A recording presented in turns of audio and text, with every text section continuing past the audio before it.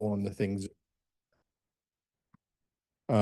is very important. So last week, Will Starks, Deputy Starks, has been working for us part-time and does not receive benefits. As part of that, he had acquired his own insurance at a subsidized rate. The town has leaned on him very heavy this year, and he is only about 50 hours away from being classified as a full-time employee. What this did for his insurance is it's going to cause him, if he wants to keep his insurance, to have an increase in his insurance premiums over a year between $6,000 and $8,000. I'm going to be very open with you, and I've gone over all of this with Will, so it's why it's being presented here. He's taken home about $30,000 a year. He works part-time as a police officer protecting this town, and so he doesn't make much. And a $6,000 to $8,000 hit to him will be a very big issue. And so it would be our request that we on some level help out Deputy Starks obtaining insurance. And so in this packet, I have listed some of the things that we can do and the prices to do that. Will right now costs the town about $37,000 a year. That other $7,000 is in taxes, things like that get paid out. As I said, Deputy Starks is only about 50 hours away this year from being classified as a full-time employee in town. So one of the options that we have is to make him a full-time employee, which would give him insurance benefits and retirement. If we did that, it would cost the town approximately $55,000 per year, minus his $37,000. You can do the math for yourself. Okay. Option number two would be to keep Deputy Starks as a part-time employee, but provide him insurance benefits only. If we chose to do that, it would cost the town about $49,000, about $12,000 more than what we pay out for him now. If Deputy Starks is unable to obtain insurance through the town, it's a possibility that he may choose to leave us and seek employment elsewhere, which I hope that doesn't happen. He has not said anything to me about that, but when I bring you all these possibilities, I have to bring you every possibility and eventuality. And so if Will did decide to leave the marshal's office to go seek employment elsewhere so that he could get benefits, it would cost us to hire a new deputy. The employee pay would be about $37,000. To have a background investigation, physical and psychological evaluations, about $1,500. Uniforms and things for a new person cost about $3,000. That total cost would cost the town about $41,500 if we're able to find somebody that's willing to work part-time. Employee retention in law enforcement is challenging at best. Most departments are down somewhere between, in this area for our size, for a smaller department, are down 3 to 5 people constantly just because of those challenges. For us, it becomes a bigger hit because it's almost half of our department if he decides to leave. And if I can't replace him, then it becomes very, very challenging for me because my hours go up, things go up, and it becomes difficult. Law enforcement is a difficult profession to be in, and we are often called upon to see things that people don't want to see. We're often called upon to do things people don't want to do, and we are constantly challenged with what we do. The final option is, if Deputy Starks leaves, is to not replace him at all, which would save the town about $37,000. Obviously, I'm not a fan of this option because Will is a great asset to this town and this community. He's chosen to work here part-time because he's dedicated to this town. He was raised here for a lot of his life. He played in the streets when they were nothing but dirt, and he had friends here. So when he started in his law enforcement career, his desire was to come here. And we did have that part-time position. He took it, he's run with it, and he's done a fantastic job. So those are the options that we have. Again, I would ask you to think hard about this and know that just a few dollars a year is going to retain us an employee who is going to be very difficult to replace and who honestly benefits this town greatly. So again, whatever decision you make, we will stand by. But I would hope that we could work something out with Will so that we could retain him and keep him here if we're able to do that. Thank you guys very much for your time.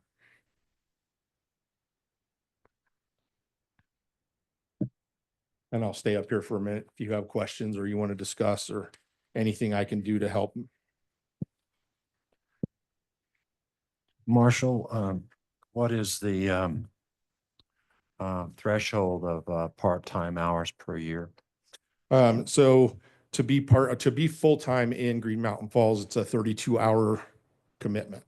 A lot of people think 40, but we're in a small town. So we have a little bit of flex room with that. And when they made the when they did the update to the town's Unicode. yes, they made it 32 hours being full-time. He works, when he was hired, he was asked to do at least between 25 and 30 hours a week. So he didn't break that threshold. But because of the demands from the town and then the needs that the town had, we've pushed him almost to that full-time limit. So to answer your question, we are only about 50 hours worth of time away in getting him being full-time anyway. So did I get your question answered? Was your first option, was that push him or add the 50 hours to put him into full-time? Yeah, exactly. That Yeah. was my first option. Yes. And I think that would be the most simple option. And that it would be easiest to do. When you're talking about just getting somebody insurance, I mean, we're talking about $3,000 or $4,000 difference. And that difference goes into another benefit that Will would get if he goes full-time, which he could start putting away for his retirement, his retirement account, basically. Is there anything in the budget that you proposed for 25 that could balance out that? Balance that out. Yeah. So I asked you guys for a lot of things this year and none of which were approved that I'm aware of. I don't know the results. If it's more important to me to have manpower than it is tasers or other things, we can get by with some of the other things that I've asked for. We have radios that work. If they break, we have to replace them. Most of what I gave you was preventative maintenance stuff. We do have tasers that work, though they'll need a little refreshing. We don't have to get brand new taser 10s. That was a very big wish. I would much rather spend money on human beings and keeping somebody and retaining them than I would getting things. Does that make sense? Yes. As far as the rest of the town budget, I'm knowledgeable to a degree on it, but not as knowledgeable as you guys have delved into it deeply this year, obviously. And so other things that if we had to, there's very little in my budget. My budget is small as it is. There's very little in that budget that can go away because most of it is have tos. The state has forced stuff down our throats. Body cameras. If we didn't have to have body cameras, we'd save about $6,000 a year. If we didn't have to go and shoot 2 or 3 times a year, we would save about $2,000 in ammunition and time with that. So there's a lot of things that we have to do or have to have that are not options. If we were to get rid of something, the next thing, which I'm also not a fan of, will be training. So we have a training budget that's a couple $1,000s, but we do have to meet a minimum number of training hours per year by the state to do things. So that minimum budget just gets us a couple trainings that we need to keep our certifications as police officers in Colorado. So that would be the next thing that would be training budget. And then we would move on to more important things beyond that if we needed to. Manager Frank, was the items that he presented, were any of those operational equipment, was that in the 25 budget? So the items that were presented by the marshal's office were all capital purchase expenses, and they can certainly bring a capital purchase request to you at any point in the year. So those were not things that were considered in my budget. Those were going to be extras that we asked for out of the capital expenditures if they were Understood. available. Okay, thank you. Makes sense. Sean, thank you for presenting a delicate topic so professionally. Talk to us a little bit about the total labor force. Cannon's just stepped down, found new employment. Yes. So can you talk to me about the total operation, department operation, labor costs, and what's going on Absolutely. with that change? I am the only full-time employee of the marshal's office. And I work at as far as police chiefs go, I work at a pretty significantly reduced rate, even for a small department.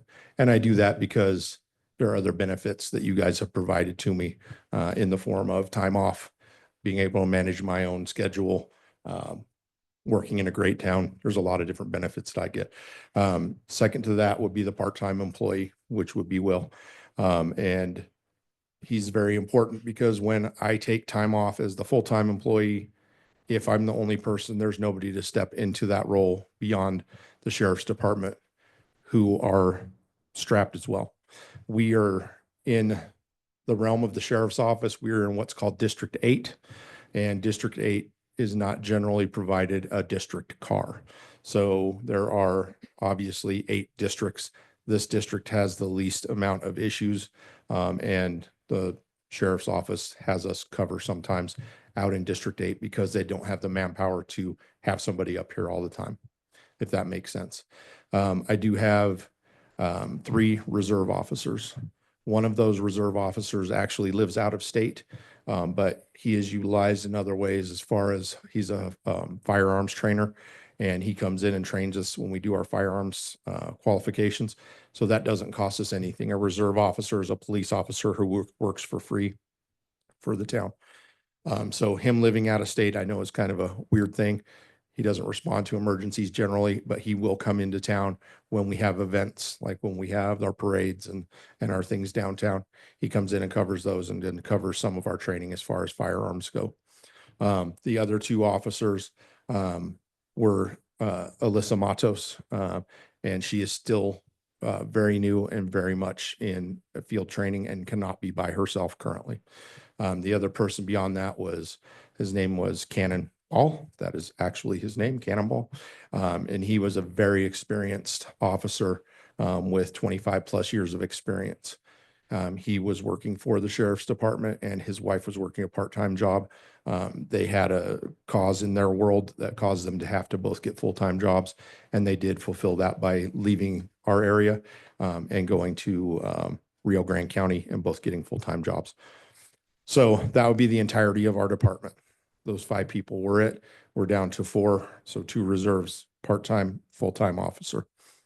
And so did that get to where I needed to go with the operations of our? Yes, thanks for clarifying that the reserve officers were working for gratis. They are. Okay. The benefit to them really is they get training, they get on the job training where they might not get it with bigger departments. It's a slower pace.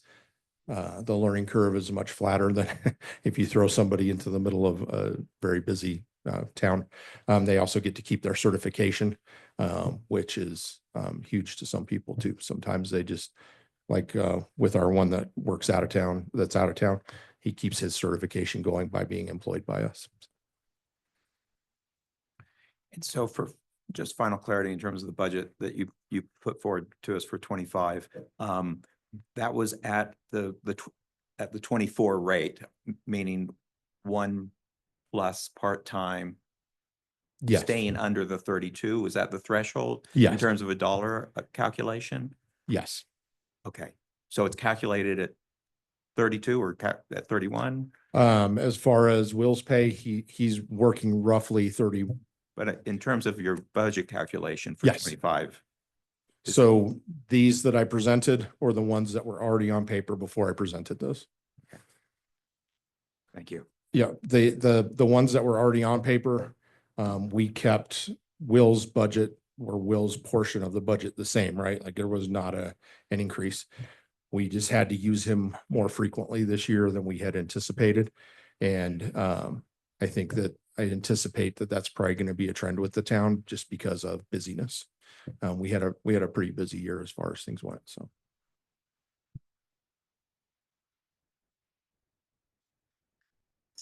Manager Frank, do we have other part-time? We do have other part-time employees. We have seasonal employees at the pool. And then we also have one of your part-time employees in the audience right now, Miss Valerie, who helps with the parks and is also getting trained currently on the snow removal, so that she's able to help back up during large storm events. Thank you. And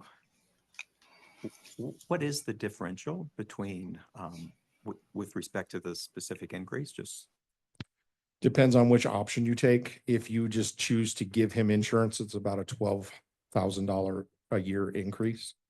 That's just what it costs to pay for insurance for one employee. If you want the full-time option, it's about a $15,500 increase. And so those will be your increases, depending on which one you decided to do, if you decided to do any at all.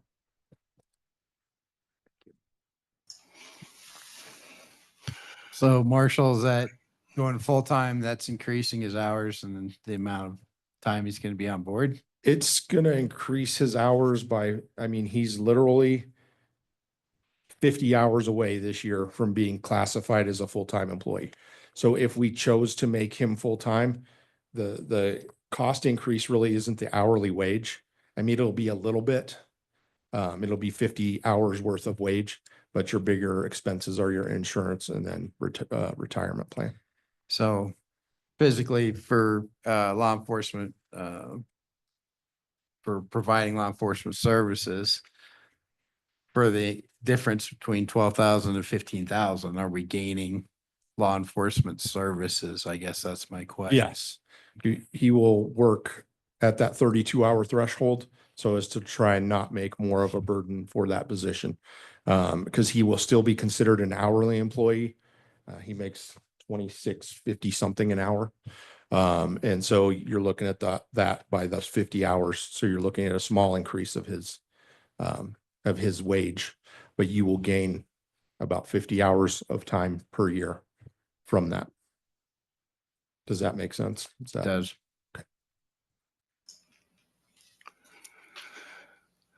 I'd like to make a statement if I could. You're in charge, sir. I'm not chairing the meeting tonight, so it sounds like the needs of the town are actually kind of increasing. And I've also talked to some folks who over in Chipeta Park and Cascade who are covered by El Paso County. And I know some of us board members actually have a mutual friend that came and hired our marshal's office because they were having trouble getting support out of El Paso County.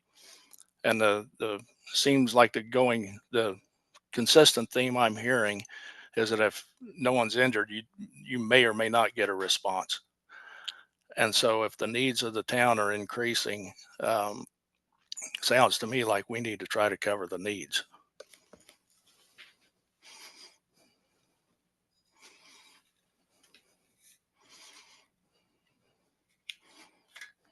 Any other discussion? Shall we take a few minutes in executive session to discuss this further? Let me know your thoughts. Okay, we've got an executive session posted. I believe it's for what, negotiations? Can you hear me now, by the way? Yeah, go Yes. ahead.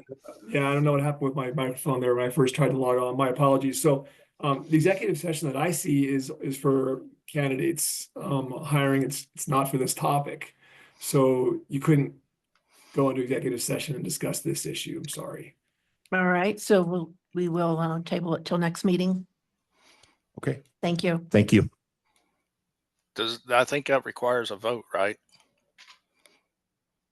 If you're tabling something and you're not even doing anything, you don't have to actually vote unless you wanted to vote. But I mean, it's just not being taken up, so there's no action taken, so it's Okay. fine. Okay. Thank you. You're welcome. Thank you guys again. I appreciate your time.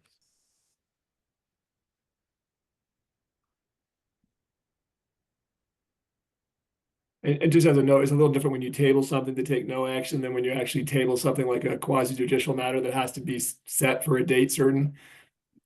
So I don't want you to think you can just table anything anytime with no vote, but it's a little different. So, Thank you. yeah, you're welcome. All right. Anything else to discuss during the general session? I'd like to,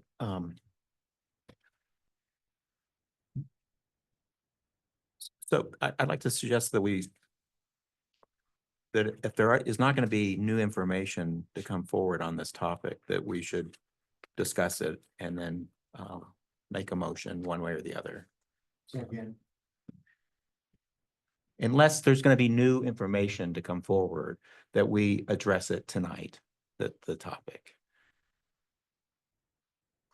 Are you? Marshall's request? That's correct. So this is under business versus discussion. So the expectation is for action. And so we have the option to discuss, take action tonight, to table.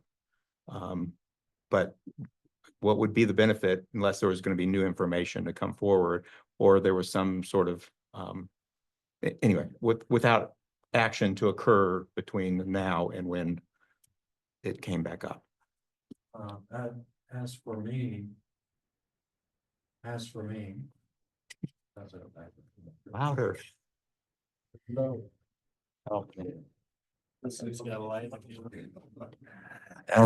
There we go. Yeah, as for me, I'd like an opportunity to study the budget as revised. By the way, can we get copies of the revised 25 budget? I'd like to study it and see if we can find some way to squeeze some blood out of a turnip. And that's going to take some time.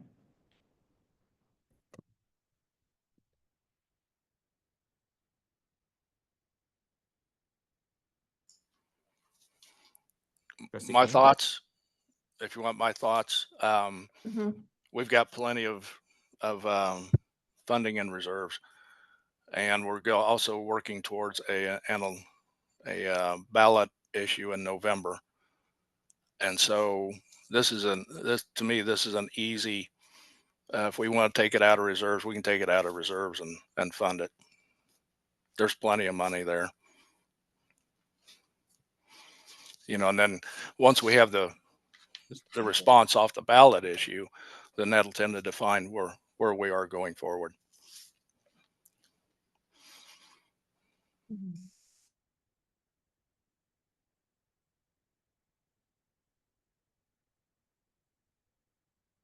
Well, since this was a no action item, we can do our research and make sure it's on the agenda upcoming.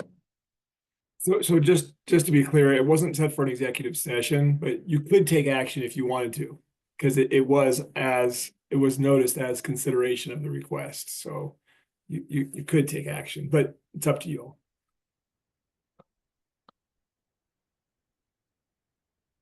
Well, it is a business item, so it is for action, right? I'm going to go ahead and be, I'd like to make a motion that we pursue option one, if I understand option one, and that is to elevate Will Stark's hours so that he becomes full-time at the 32-hour per week threshold. And of course, if no one seconds it, then the motion dies, but I'll second it.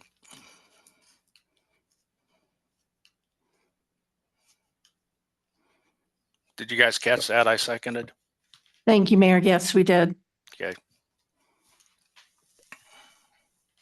I'd like to hear a little discussion from Trustee Ives. I definitely think that we should support, Will and his quest for, supporting the town and law enforcement. I wish we would have had a little time to discuss this. Instead of doing it all in one go. Government's not meant to be fast. It's not meant to be efficient in that way. It's meant to be thoughtful and take your time to sort things out. But Will's doing a difficult job for very little money in support of this town, and I feel like we should support him. And that's where I stand on that. Well, given the pains that we've been going through on balancing the budget just to meet this tonight, it's a big hurdle for me. And I certainly don't advocate, just moving into our savings to accommodate a real need. But these are tough choices. But I still want an opportunity to review the budget, see if there's any way we can adjust it to accommodate the extra expense for public safety. Trustee, I'm sorry, Town Manager Frank, when is the next meeting scheduled, considering the holidays? January the 7th. Okay. So they did move it and second it, so.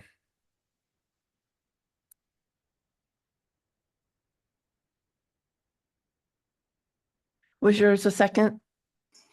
No, I seconded. Thank you. Let's take a vote. Trustee Bell, you made the motion.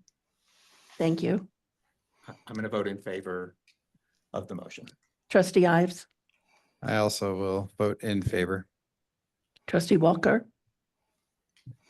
I'd like to table it, so mine would be a nay. okay.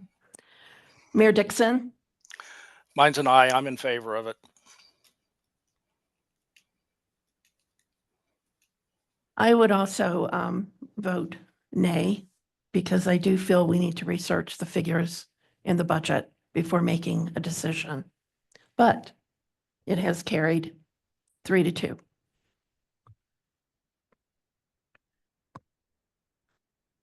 I want to respect everything I heard, especially Trustee Ives about the efficiency of government. And I recognize that it probably feels like I'm somewhat alone in feeling in the aggressiveness of the action. So anyway, I do respect the position, and I do agree that we need to be thoughtful and also still consider the budget. And I think that we can continue to do that and work in that vein, but simultaneously supporting our law enforcement team and giving them the security of a decision rapidly. So thank you. Thank you. Marshal Goings and Deputy Starks, do you have any questions? Thank you for your time.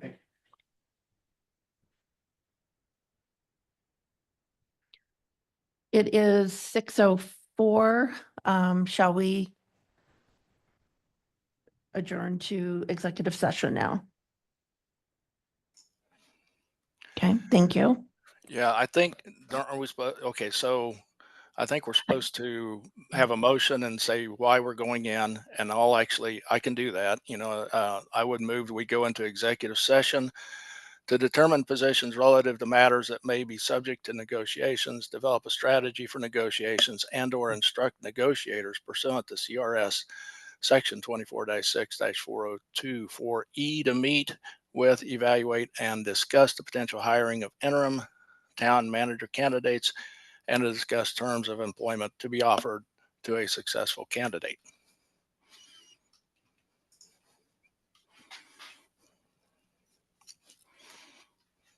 Yeah, I'll So we second just that. need, sorry. Thank you.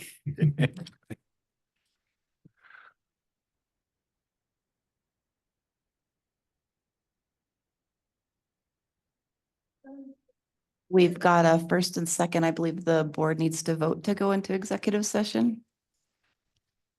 That's correct. I was just waiting for the vote.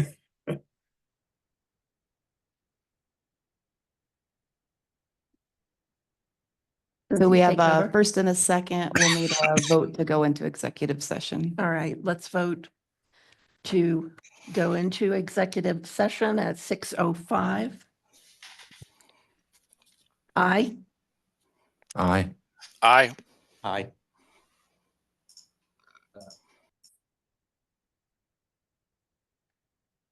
Did Mayor Dixon, did you vote? Yes, I voted aye. Sorry, I just missed it. Sorry. Okay, that's okay.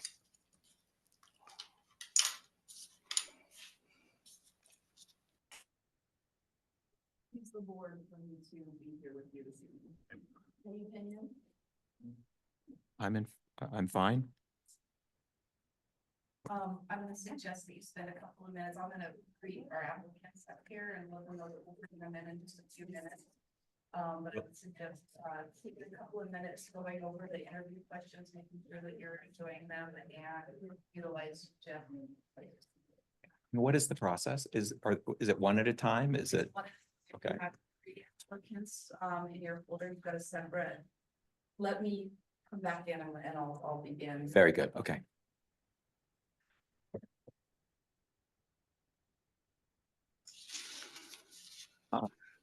I didn't hear everything. Are we taking 30 minutes to review package and then bringing people in, or? That's correct. Okay, thank you. No. Just a couple minutes. So I'll be here. I'm just gonna turn my video off. I'll be here ready for you to call me. We're gonna take about 30 minutes and I'll be just waiting for y'all. Thank you, Jeff. I would recommend that everybody takes a look at the interview questions, make sure that they're satisfied with them. I think it's probably important that each candidate gets asked the same questions. So you do have a packet for each of the applicants that you may write on, take notes on it if you would like. At the end of this, I would suggest writing their names on the list of questions because I forgot to do that on each of them. And then at the end of them, or at the end of all the interviews, you may rank them first, second, and third, and we'll go ahead and compile them. You can have that discussion. Within your packets also is each of the applicants' resumes and cover letters. So I would like to propose that Gina go first up on the list. Her name is Gina, and I'm going to butcher her last name, so I'm not going to attempt it. She is here in the audience, or not in the audience, in the lobby. I would recommend also that you continue to use your mics so that Jeff and Todd are able to hear you. Manager Frank, are you suggesting that these are the only questions that we can ask? Would you like to add additional ones on there? You'll want to. I just have my own questions. I don't need a list for the interview. You'll want to make sure to avoid any, Jeff, will you address that? Yeah, I mean, Rebecca, I think you've probably given them at least some guidance on questions. I mean, I'm happy to give you a little just 101 on the questions that you really can't ask under the law. I mean, I don't expect you'll be asking them, but would you like to just hear a quick summary of that? Yes, please. Yeah, so I mean, you really can't ask, these are pretty obvious, a lot of them, a couple of them aren't though. So general topics you can't ask are, race, gender, sexual orientation, age, disability status. You cannot ask past salary history. That's a new one under Colorado law. You really can't ask about any medical conditions or anything like that. You can't ask about criminal convictions or any kind of criminal history at this stage. Marital status, children, family. Let's see, I got here citizenship, birthplace, religion, political affiliation, or status, military status. If they bring it up, you certainly are allowed to sort of follow up and ask, but just things like that are the kind of things you want to stay away from, like medical issues, criminal history, are the kind of things you can ask after you make an offer of employment. There's sort of a two-step process for that, but in case None of any of the- you were planning on asking any of those, just want to let you None of know. those topics were on my list. I So- figured, Oh, just good, figured I'd good. give you a little heads up, so. So also understand that if you ask the question of one, you have to ask it of all. No. That is it. Huh? That is, I want to make sure you understand that. Is that, so if anybody asks a question to one person, they have to ask it to all three interviewers? That is typical. Is, Jeff, what do you say? Well, I mean, sometimes these interviews can be a little flowing, right?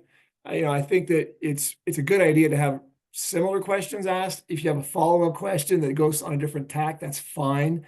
But I think you want to follow the general structure of having similar questions asked. So, I think it's a good rule, but I wouldn't just get so tied to it that you're asking exactly every follow-up question the same. I would just try to make sure that, like, you don't want to ask well, if you one know, has a master's degree and another has an associate, how can I ask the same question to both? yeah, I about mean, their you can ask about their education? well, yeah, what'd you learn in your master's program? What'd you learn in your associate's program? You don't have to ask exactly the same question, but sort of the same topics, So So I would, if I ask about an associate's degree on one, I'm supposed to ask about the education of everyone? it's not a bad idea, but I know Todd's nodding his head, but there's no law that says you have to ask them all the same questions. What the law says is you can't ask questions that are discriminatory towards one and not the other, right? So I'm not going to be super strict about the same questions. I think you just need to be asking similar topics about similar topics. Very good. Thank you. Just so some of my clients, like Becky has the list prepared, they ask every question the same because they don't want to have something go off on a tangent. They're worried about, somebody claiming you asked the wrong question, but the law doesn't require that. So I just think you need to try and be fair. Thank you. Yeah, you're welcome.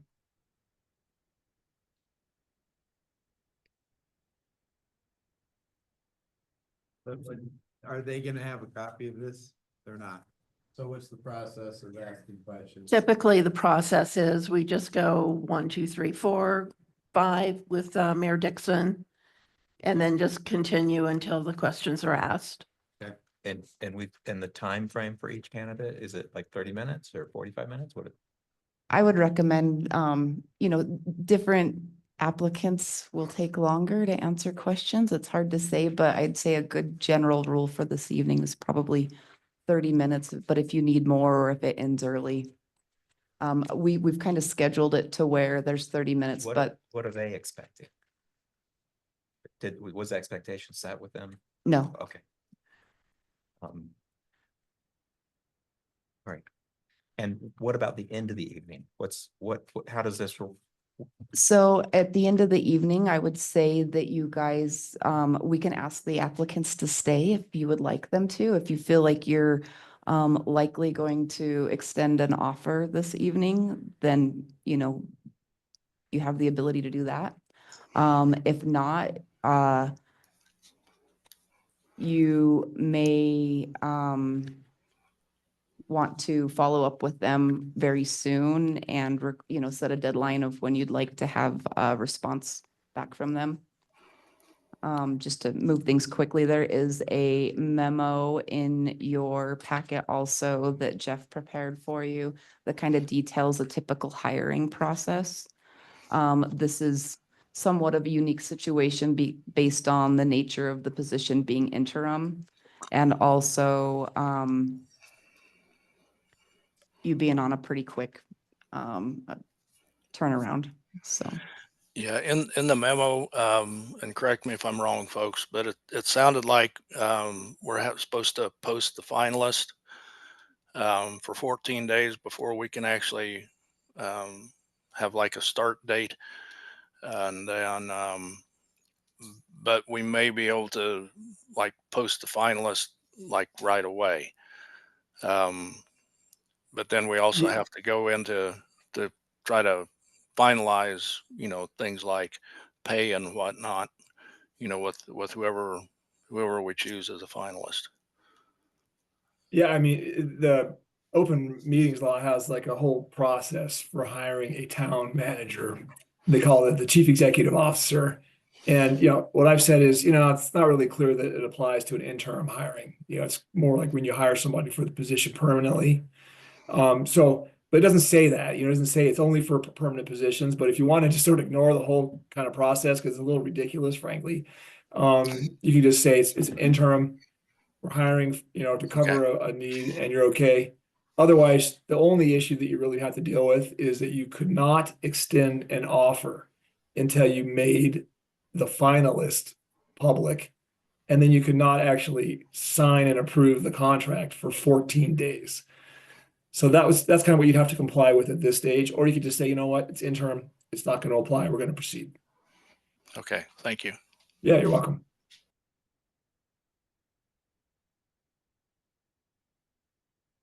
So I would almost recommend that you go ahead and meet your candidates, conduct the interviews. If you are, and then reach out to them, very soon. And begin negotiations or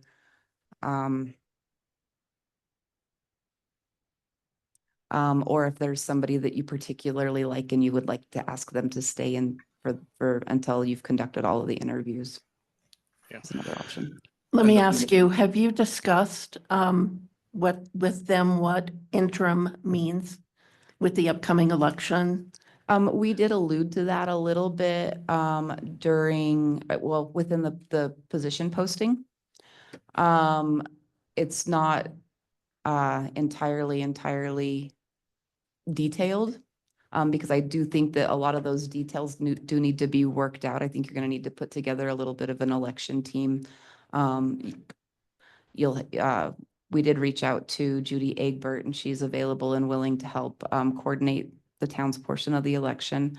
But you'll probably need to develop that language utilizing your interim town manager, your town legal, and probably Todd Leopold from DOLA might be a good resource. So. Yeah, the question I had is, does the board want to appoint someone to basically work with Jeff on the, the details of the agreement?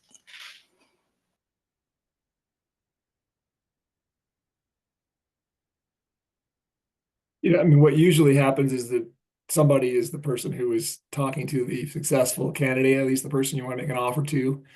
They extend the offer and then, I put it into an agreement. And usually I don't have any conversations with the person. I just put the agreement together. And then the person will be happy with that, or ultimately you have a final version that everybody's okay with, and then it comes to you in a public meeting and you approve it. That's generally how it works.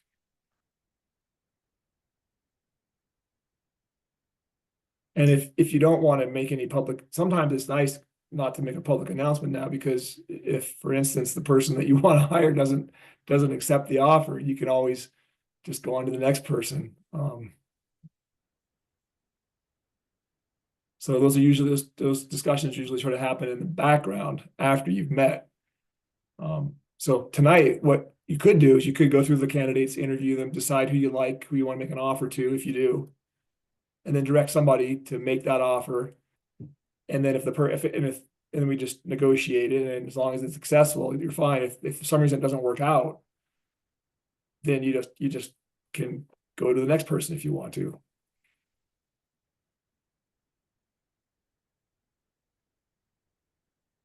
Trustees, are we ready?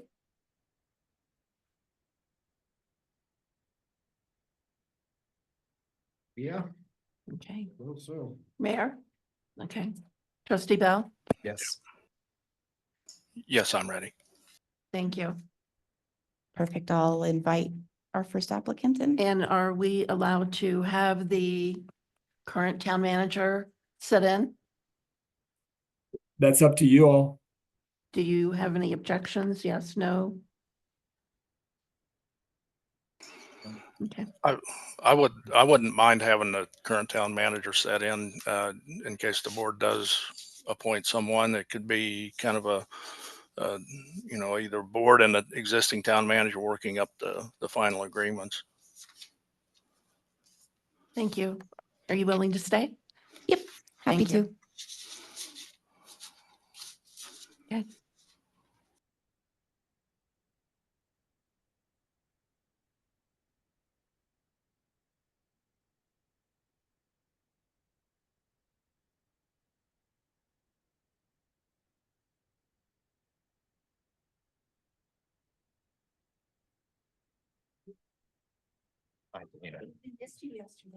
Yes, thank you. Oh, fabulous. In terms of disclosure, Gina and I know each other from Pikes Peak Regional Building. So I was recently appointed by this board to be the representative member. I've been attending since September. And she's, as you see from her resume, is the secretary for that committee. So Gina and I have that relationship. So just in terms of full disclosure. Same disclosure for me, only I'm a commissioner. And little bit of housekeeping, Gina. We are on Zoom, so our participants on Zoom will not be able to hear you unless you push your button and it's blue. Oh, okay. Hi, Mayor. Hello. Sorry to bother you on your vacation. That's okay. It's important.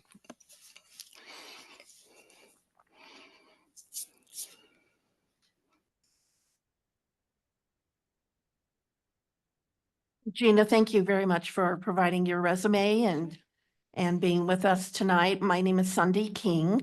I'm the trustee and mayor pro tem. I'm here in person as Mayor Dixon is out of town. And trustees, if you could please introduce yourselves to Gina. And John Bell? Sean Ives. Don Walker. And I'll get started with our question number 1. Please tell us why you are interested in this position. I'm interested because I already do some of the work, but I need more of the same work. I want to evolve and maybe even learn more. I'm pretty social. I do a lot of events and I want to be part of the town and help it either grow or make changes as they need it. I think it's important and I need that. I feel like it's a challenge that I can do. And I want to be part of the town. Thank you. Would you like to go next? Hi, Gina.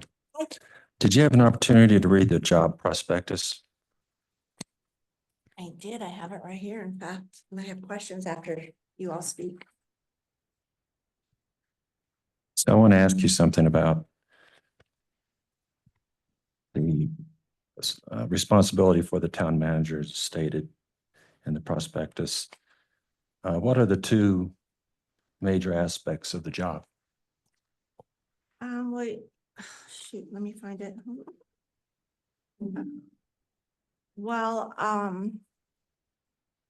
as the interim, town manager, I'll oversee and help with the budget and present it to the mayor, who will then present it to you people and help with the social ability and the events and be there for the town, people. And, what else? There's a lot. Hold on one second.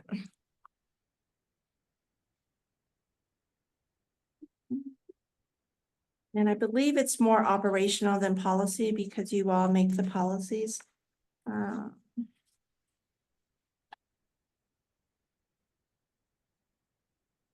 know I have it here somewhere. I have a lot of paperwork.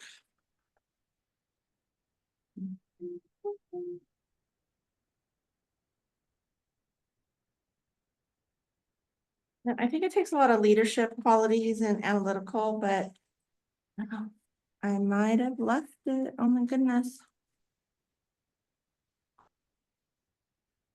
There it is.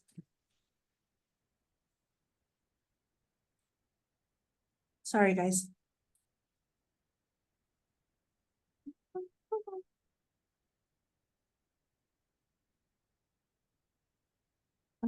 see. Um, as interim town manager, I'll assist in the accomplishing town goals, fund balance, to make you guys moving the town forward. Just helping with, public messaging and just basically keep you all updated of what's going on with the town. Thank you. Okay.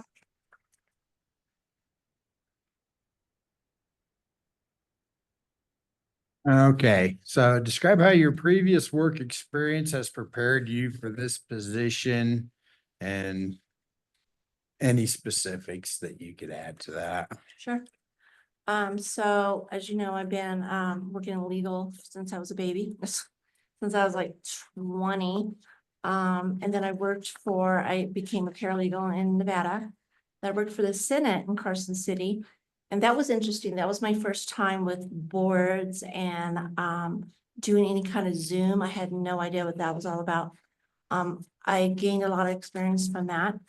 Now, the work that I do at the PPRBD, similar to what we're doing now, what Becky's doing over there. I oversee 5 boards and quarterly a CAM commission, which is the common area maintenance, the 3 owners of our building. And I think everything that I've accomplished in my adult life has led me to be a manager, a leader, a sociable part of this group. Thank you. So Gina, I see your resume says master's business management. Mhm, Is that an MBA? I don't think it is. It's more just a master's. Yeah. It took me, I have to tell you guys, it took me 10 years online to do that. I was a single mom. I was diligent. I just kept on and on and on. So now I'm hoping to make my master's work for me. Okay. So, and have you been using your masters in your previous positions? Only the one I'm doing now. I don't think that, well, I am a supervisor of the CAM, but as far as managerial, it's not that much, although I have, they want me to be creative and innovative, and I do that for them. I've created this entire manual for my position. So I think I've taken my education and helped them evolve to manuals. When I first got to PPRBD, I wasn't even sure what a variance was. I mean, I don't know. But I learned it quickly, and now I'm teaching my backup. And before that, it was all legal stuff with courts and whatnot. So I'm hoping finally to have an opportunity, a challenge to use my master's. So when you look through the job description, what did you feel, how did you feel like your master's is preparing you for this specific job? That's a good question, John. My grandpa's last name is Bill from Montana. Are you from Montana? No, no. I think every time I go through job descriptions, I says, oh, I could do that. Oh, I can do that. Oh, I can learn that. I'm not going to come in here knowing every single thing, but I could tell you that my education has taught me how to learn and use what I know to learn more. Does that make sense? Yes, very good. Okay. Thank you.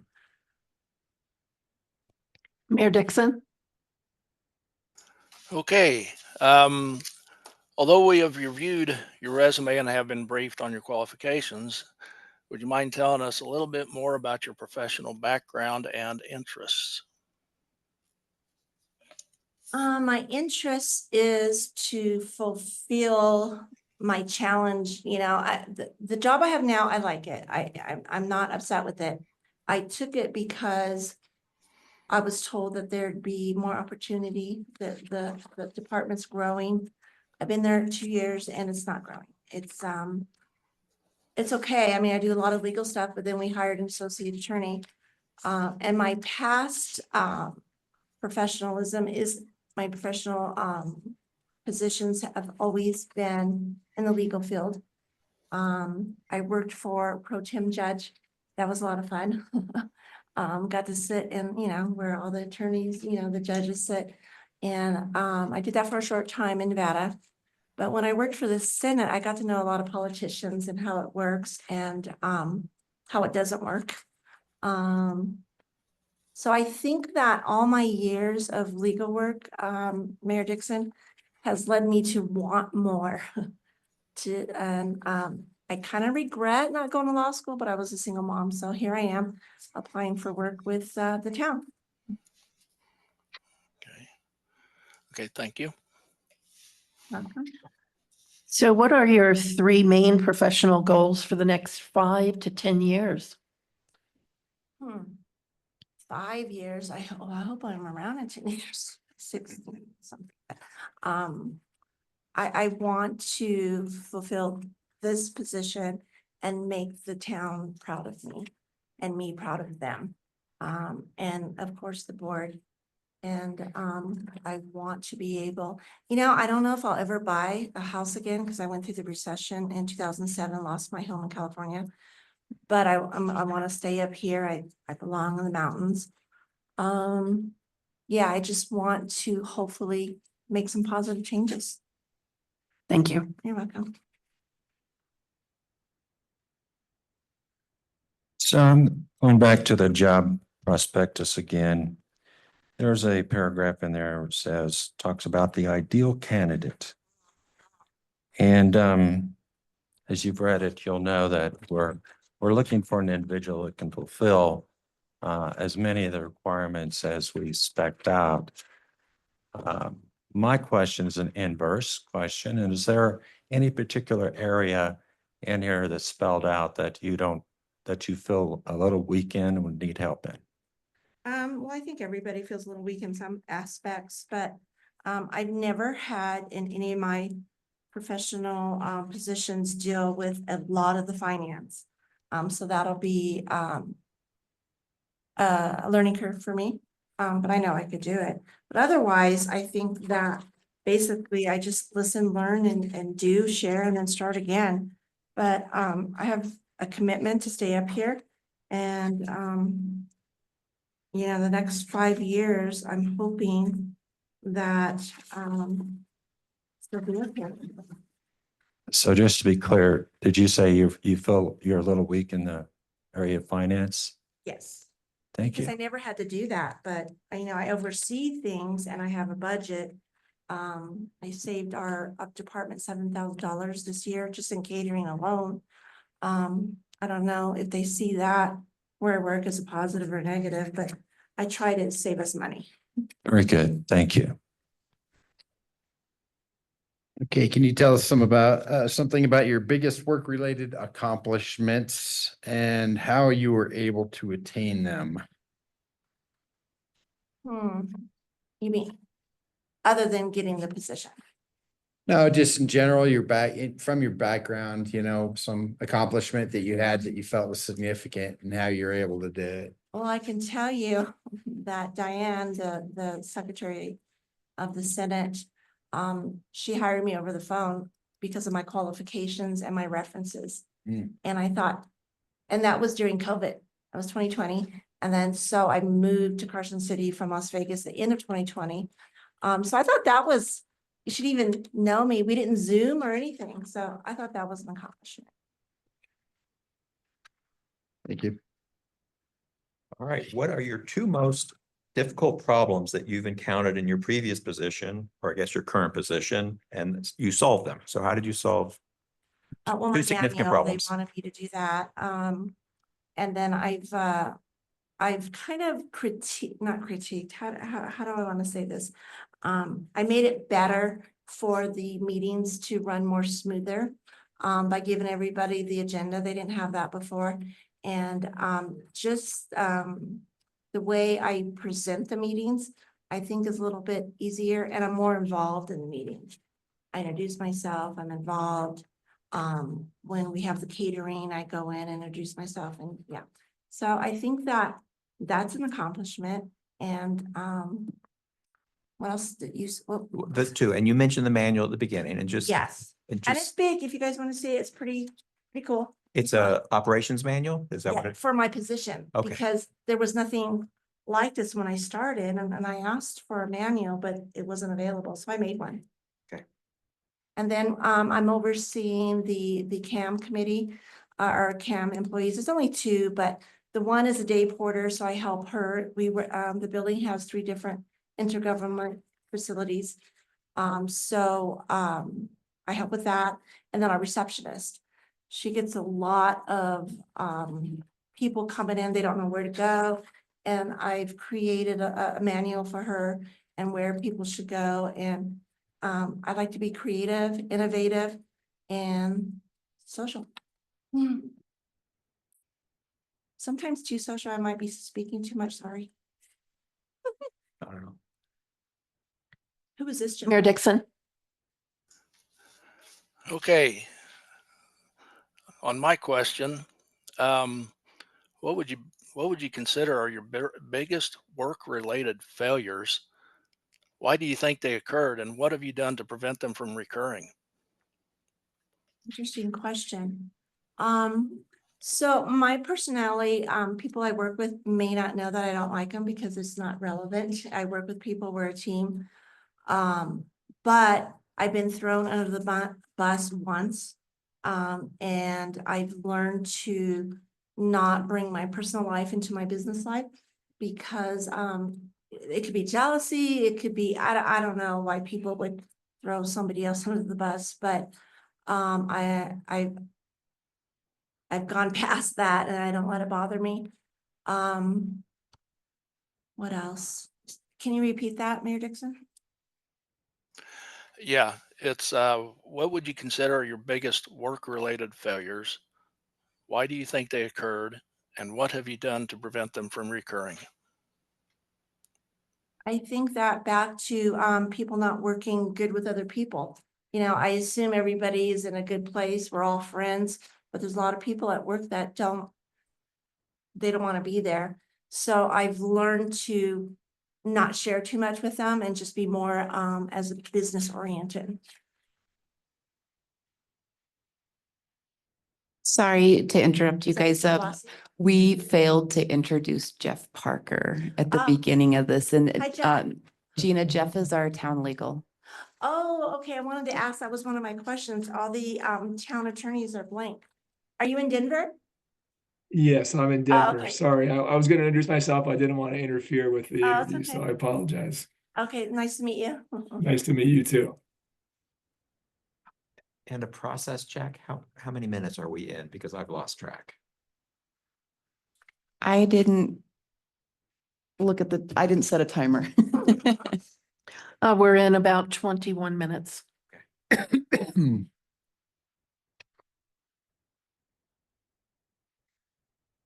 All right, my question for you, what strategies do you use to anticipate problems? If you could give us an example. And if a problem arises that you did not anticipate, how are you likely to handle it? That's a good question too. Boy, you guys are tough. I think that you have to be prepared for any outcome and you have to stay calm and you have to have a backup. So that's why I'm training someone to be my backup for the meetings. I haven't missed a meeting in 2 years. And the person I'm training, I could foresee that she's not gonna do well. So my plan is to have her come back and listen to what she reported so she can understand why I'm so picky about what I do because it represents our company, it represents all of the volunteers. And if something simple like pressing record before you're supposed to press record, everybody's talking about, they went fishing, but whatever. That's not good. So sometimes you can anticipate something happening because, for instance, I give the agenda to our receptionist. So she knows what's going on. She knows we're having a meeting upstairs, we're having a meeting downstairs. People are coming in. Oh, can I help you? Oh, I don't know anything about it. You can kind of plan it ahead. So my thought process is prevention and delegation if you can, if you're going to be busy. And you just have to look at everything. You have to be aware, you have to focus. And I like doing that even at home. Thank you. So Gino, Yes. and as an interim town manager, the board's going to judge you on basically 9 different criteria as listed in the job description. Can you tell me what any of those are? That's because I have it right here. And no, I work 8 to 5 every day, you guys, so it's gonna be tough on this, but, yeah. So it's gonna be, are you organized or what? You said 9? Is there really 9? Yeah, Oh, my goodness. but you don't have to say all of them, just you remember what any of them are.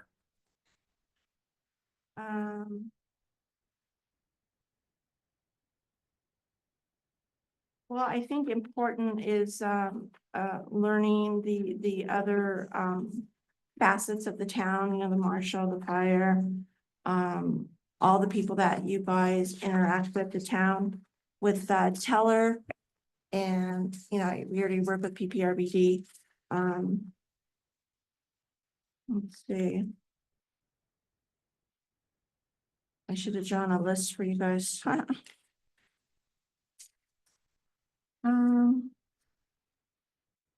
I think a big part of, this, I want to call it a syllabus, but is learning how to help with grants. I don't know if Becky does that, but that's something that I'm interested in doing. I know we have, parks and facilities, we have sustainability, interagency relations, which I'm great at. I'm just pretty social. And if I don't know someone, I'll walk up to them and introduce myself. I think that your financial department is more like, checks and balances as it should be. There's staff management, oversight and enforcement, board assistance, liaison. Yeah, so I'm a multitasker, so even if I don't know exactly everything that Becky does, I know I can quickly learn. Very good, thank you. Let's see. Can you give us an example of creative problem solving from your past work history? Oh, my goodness. Creative problem. Well, it's kind of hard to be creative when you're in the professional legal field. I try to be, but everybody said, you're being too creative, especially with visions, like images on paperwork and whatnot. I'd have to think about that one. That's fine. If something comes to you, you can come back to it. Okay. Thank you. Describe an experience in your working with citizens from various cultures and backgrounds. Interesting. I love cultures. I'm Brazilian. My mom was from Texas. And I have to tell you guys, we drove in a motorhome one year all through Central America. And I love the Spanish language. I was a youth leader in California when I was first going through my divorce of 5th and 6th grade girls. And 2 of them were from Ethiopia. A couple of them were Spanish. And it was interesting how the girls viewed the Bible. And they would have their own stories. And I have to be honest, I think I learned more from them than they learned from me. But it was awesome to get everybody together and get a different view of the world. And I think we can all use that. Thank you. You're welcome. That was a long time ago, but I remember.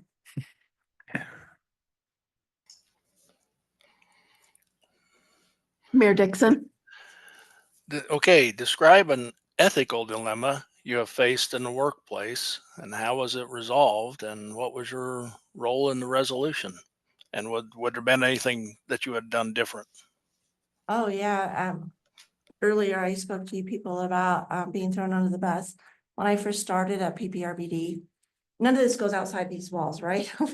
The girls in the financial department, all of a sudden our HR lady was gone and everybody was shocked. Gina, what happened? I don't know. I've only been here 2 weeks. And everybody was really interested. And they had that fish hook out there and I took it and I said, I don't know, but maybe you should watch out for so-and-so. Well, that nipped me in the butt and I'll never do that again. And I just need to be more aware and listen instead of think that everybody wants an answer from me. Okay, thank you. Hey, I'm going to combine the last two. Do you have any additional work-related info about yourself that you would like to share with us? And then, do you have any questions for us? Yes. It's my perception that this role is very social and outgoing, and I'm pretty social and outgoing. And it's hard because Becky's sitting right there. But I think that once you get to know me, I don't let too much bother me. I can be sensitive when someone's attacking my worth. But I think that happens at every job. And I just see this as the next challenge in my life, and I wanna grab it and do my best. And I have a question about, I'm glad that Mr. Jeff is here because it was blank on all that. How does it work with part of the citizens being in El Paso County and part in Teller County? How does that work? As far as revenue? I mean, the town collects the revenue from inside its boundaries regardless of which county they're in. So, yeah, it's just treated like a normal municipality, and yeah, there's not a huge difference, I don't think. Okay, so is it a zoning thing or do you have to move the zoning? How does that work? No, the zoning stays the same. It's Nope. just, it's still in the town, so it doesn't really matter. Maybe running elections takes a little bit of work because you have to get voter lists from 2 different counties. Oh, There's a okay. few little tricks and stuff here and there, but it's not I don't think it's a huge legal issue. I mean, maybe the Okay. town has to do a few things procedurally, but no, I don't think it would affect your job. Okay, okay. That was just something that caught my eye. And then the other thing is, I was curious to how many events happen throughout the year here, because I'm really into events. You want me to take that one? Yes, We please. we have Bronc Days that it's an annual event every July. We Bronc. just finished with our Yule Days, which is Yule a Day, yeah. 2-day event in December. Um, there is there's a nonprofit that is working to try to bring more events into town. Okay, They're called Building UPass Community, but and they're actually trying to work to bring some more events into the community. Not sure if they've got any more lined up for 2025, but maybe in 2026 we may see another couple more, coming in. and Mayor, what percentage of that helps with the revenue? I wish we had a way to track it, Yeah. but we don't. So the only thing really we can do is look at our annual sales and use taxes. That's probably the biggest indicator of, are the events bringing in revenues or not? And but yeah, it's mainly through sales and use taxes. We might get some additional lodging fees coming into town, and so we could look at between those two. We can probably see, okay, we've had more people coming in general, or more people staying the night, but we really don't have a way to track Track it. Okay. individual events. I wish there was a way that we can envelop, Chipeta and Cascade and Cristola, to be part of it. Yeah, Building UPass Community will likely cross boundaries because they're Okay. not just Green Mountain Falls. Okay, thank you. Any other questions or discussion? Good. Thank you, Gina. Thank you. I have one more question. So at the end, I know you're gonna have everybody vote in November, the community. So this position depends on that vote, if it's gonna continue or not. Okay, so I have to go out with their new friends. I'm sorry, I'm like just kind of silly that way.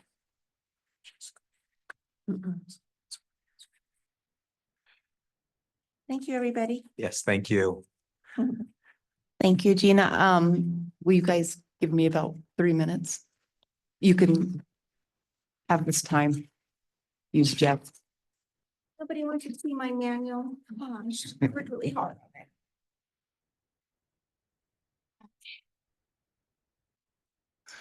So we taking 3 minutes. I need to go get some more water. Yes. Yes, Todd, we are. Here. Okay. Nice to meet you, Jeff. Okay, see ya. Bye, guys. Bye.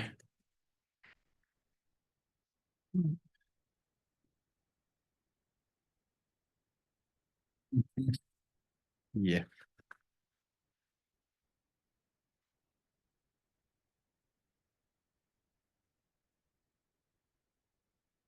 We've been able to like slim down these questions because they're kind of redundant.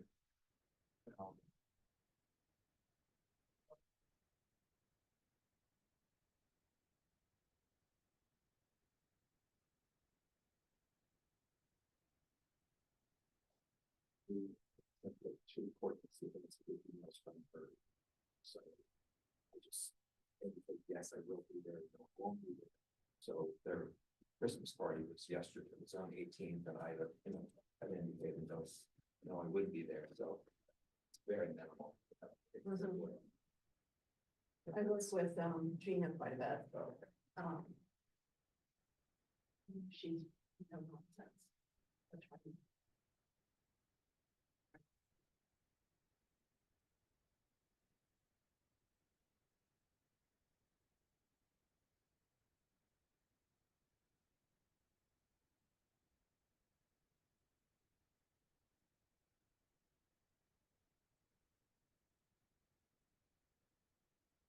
You, are you going to them? So my youngest is coming back tomorrow, here for a couple of weeks. I don't think he'll get any time off because he's still new.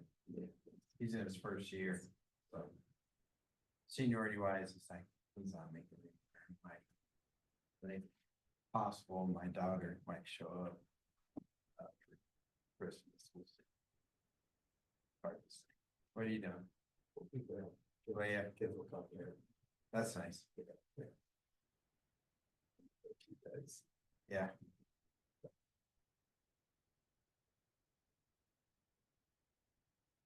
I will be. Yeah, my still taking care of my daughter as she continues to recuperate. Been 6 weeks since her surgery. Oof. And the surgeon, we just saw the surgeon yesterday. So, I'm not gonna be. Or are you gonna be going to this? She, well, it's not full time now. I mean, there was a solid 2 weeks I was with her. But. Doesn't have to wear a body brace. Good, nice. Next, we're gonna have Rick. And I will also butcher his last name. It'd probably be good to have them introduce. Phonetic. Spell, phonetic pronunciation. I messed them up for Kate's. When the evening's over, are we allowed to keep the resumes or does that get turned back into you? When the evening's over, if you guys would all hand your folders back to Sunday. Sunday, Mayor Dixon has his offsite with him. He'll collect it. I'll make sure that they're all compiled. You can verify and then we'll shred. Sound good? And do we keep our answers? We can keep the, We'll keep the answers. I'll put those in a file. oh, you're gonna keep those. We don't keep them individually. No, Okay, fair enough. Teach me what to write down.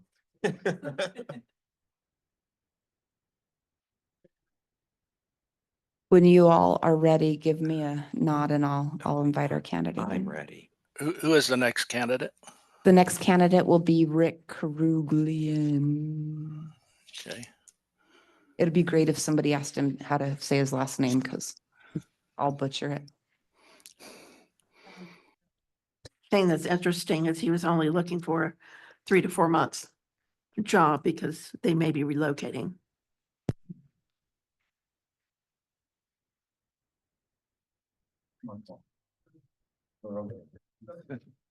That's only good for one time. You said it fast.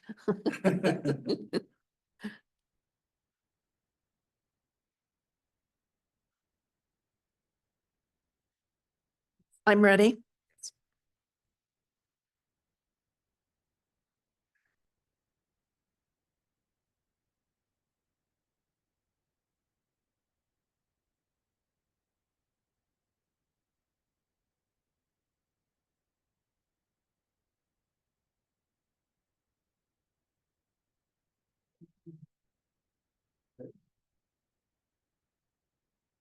How are you guys today? Very well. Good. I guess I'm sitting here. Right? You are. Thanks, Rick.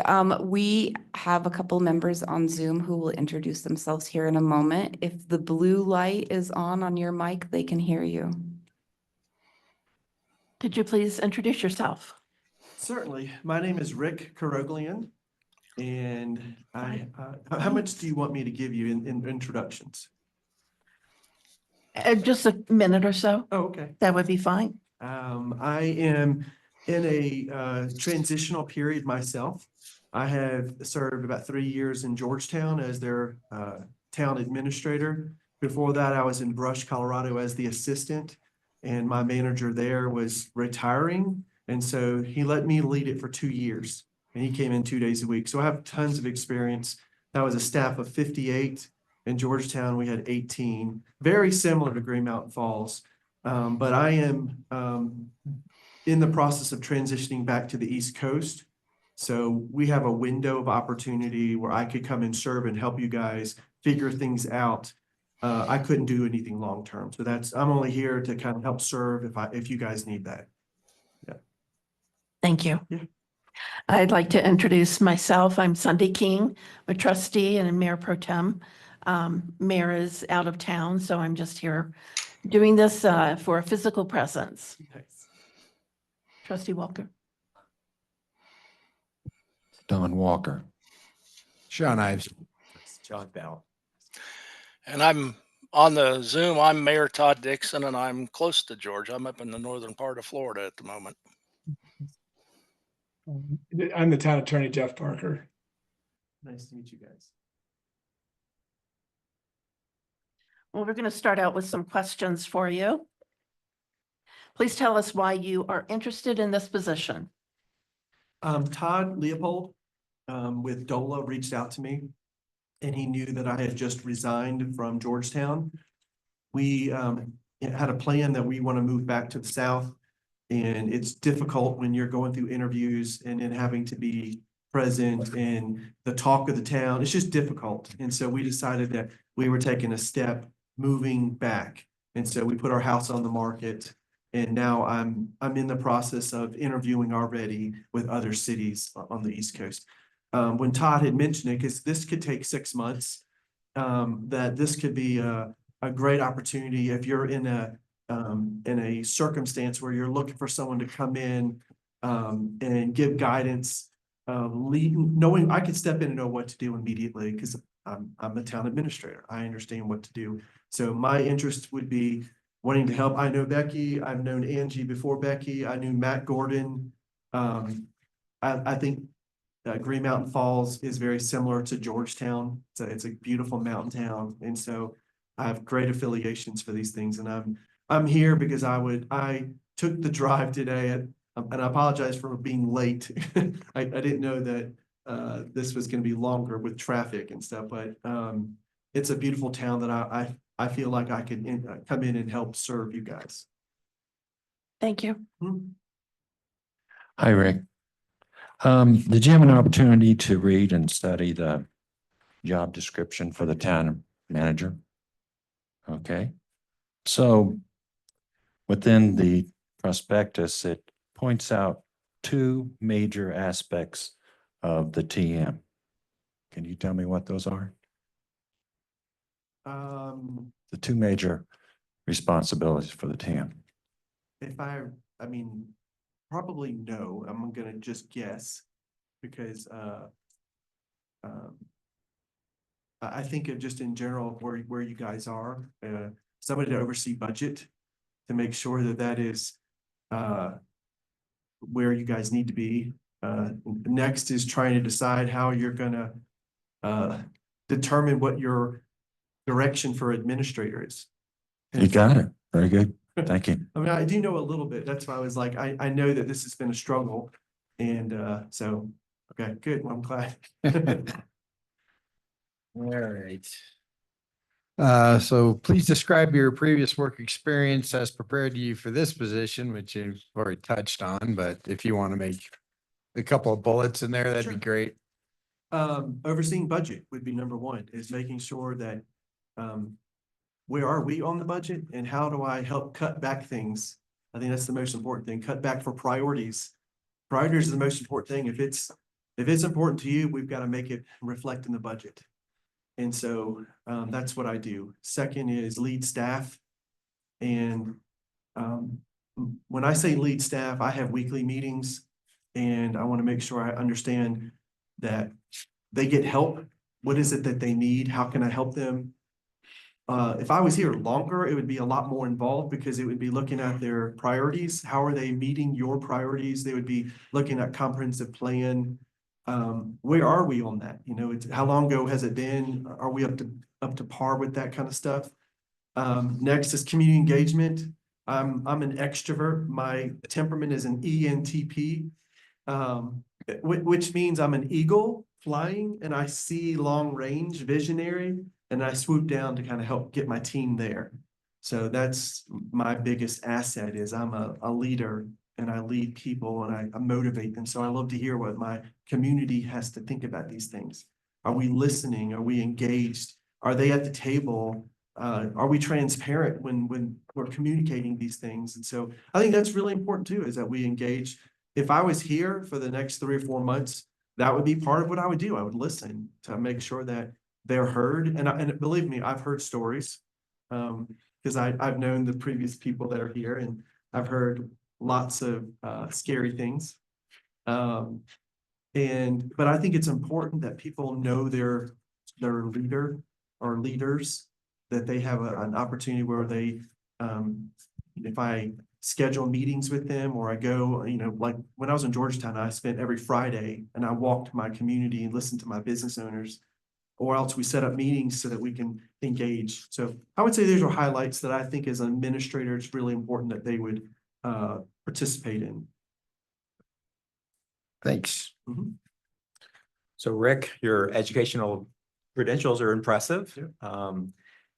And you've already mentioned that you've got some insights into the challenges of this community. So how has your educational background prepared you specifically for Green Mountain Falls and what you understand our Sure. challenges are? Yeah, I have an engineering background.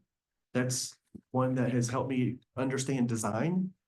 My bachelor's degree was in sociology and community analysis.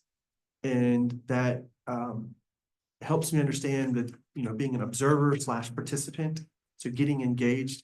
When I ran a nonprofit, I was an executive director of a community development nonprofit about how to transform broken neighborhoods. And it became a model across Augusta. Took great pride, did some of the largest projects in Augusta. And I led department heads and did strategic planning with department heads. So I'm from high level, large metropolitan down to the small. My degree in seminary was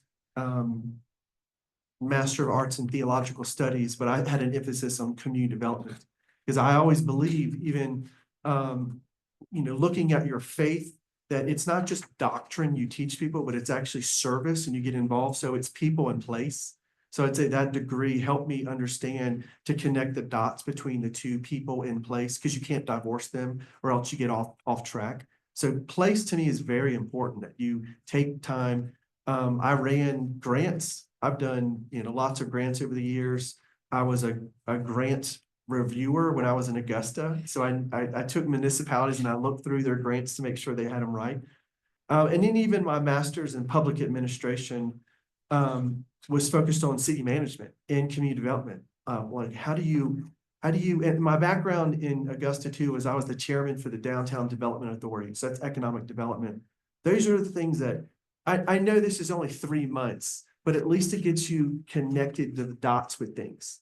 You know, and I think that's my background. My education has served me well. I never planned to be a town administrator. That was never my goal in life. It was confirmed because the city administrator in Augusta kept saying, why aren't you a city manager? You do this stuff with your nonprofit. And then the commissioners would come to me saying the same thing. You're in the wrong field. You need to be in city management. And I really thought I could do more on the outside, helping, coming alongside you, preparing departments than I could be making the decisions inside, which it's no different though. I spend time with, you know, three elements. You have your council, your staff, and your community. And my degrees have helped me in all of these. And, you know, you impact, you spend time, you listen and learn, and then you begin to take their ideas and implement them. So I don't pride myself with being creative with ideas. My strength is implementing people's ideas and getting those done. So, Thank you. Mayor, Okay, next question. Although we have reviewed your resume and have been briefed on your qualifications, would you tell us a little bit more about your professional background and interests? yeah, certainly. My interest is to be in a city that's more metropolitan. That's my background. And so I'm not here because this is a sidestep. It's just I'm here because I have the space in my time to be able to come serve you guys. My long-term career is to be probably at a beach town that's close to a metropolitan. That's where my wife really wants to be. We've been in Colorado for 5 years and she's done with the snow. So, but my professional skills, I believe I can come along and help you guys. Like I said before, I am, you know, an administrator. I've served in Georgetown for 3 years, served in Brush for 2 years. Before that, I ran a nonprofit for 12 years. Before that, I was the #1 sales rep in the nation for a medical device company, which means I understand how to navigate and build new territories. And it's through relationships. It's not a product that sells. You sell a relationship and then you come in and serve. So these are things that I have learned over my years of I'm not conventional when it comes to city manager. I didn't come straight out of college and was an intern like Matt Gordon or any of those kind of things. Mine was understanding systems. I'm a strategist. And then when it comes to, you know, even like the nonprofit work was, I really want to make a difference. I mean, at that point, I was very successful, made more money in my life. And then when my company got bought out, I could have gone to another sales company, but I didn't. I thought to myself, if I could do anything, what would I do? And it was, I want to give back. I want to give back and serve a community. And I got on the planning commission and I got in on the downtown development authority because I was like, I want to learn and help influence people. And at the same time, I started a nonprofit and was super successful. And I didn't expect to be, you know, that the trajectory would make me to be in city government. But I fell in love with it. And then I went back to school. So all my education should reflect that I take it seriously. I really believe in bettering myself so that I can make better decisions, so that I can help train and influence leaders and make leaders. When I was in medical device sales, my strategy was to be a superstar, and I wanted everyone to know me and my name in lights. And then when I became a manager, all that changes because now my job is to make superstars. And so when I think about my staff, I think about my community, my job, or even you guys, is to lift you up.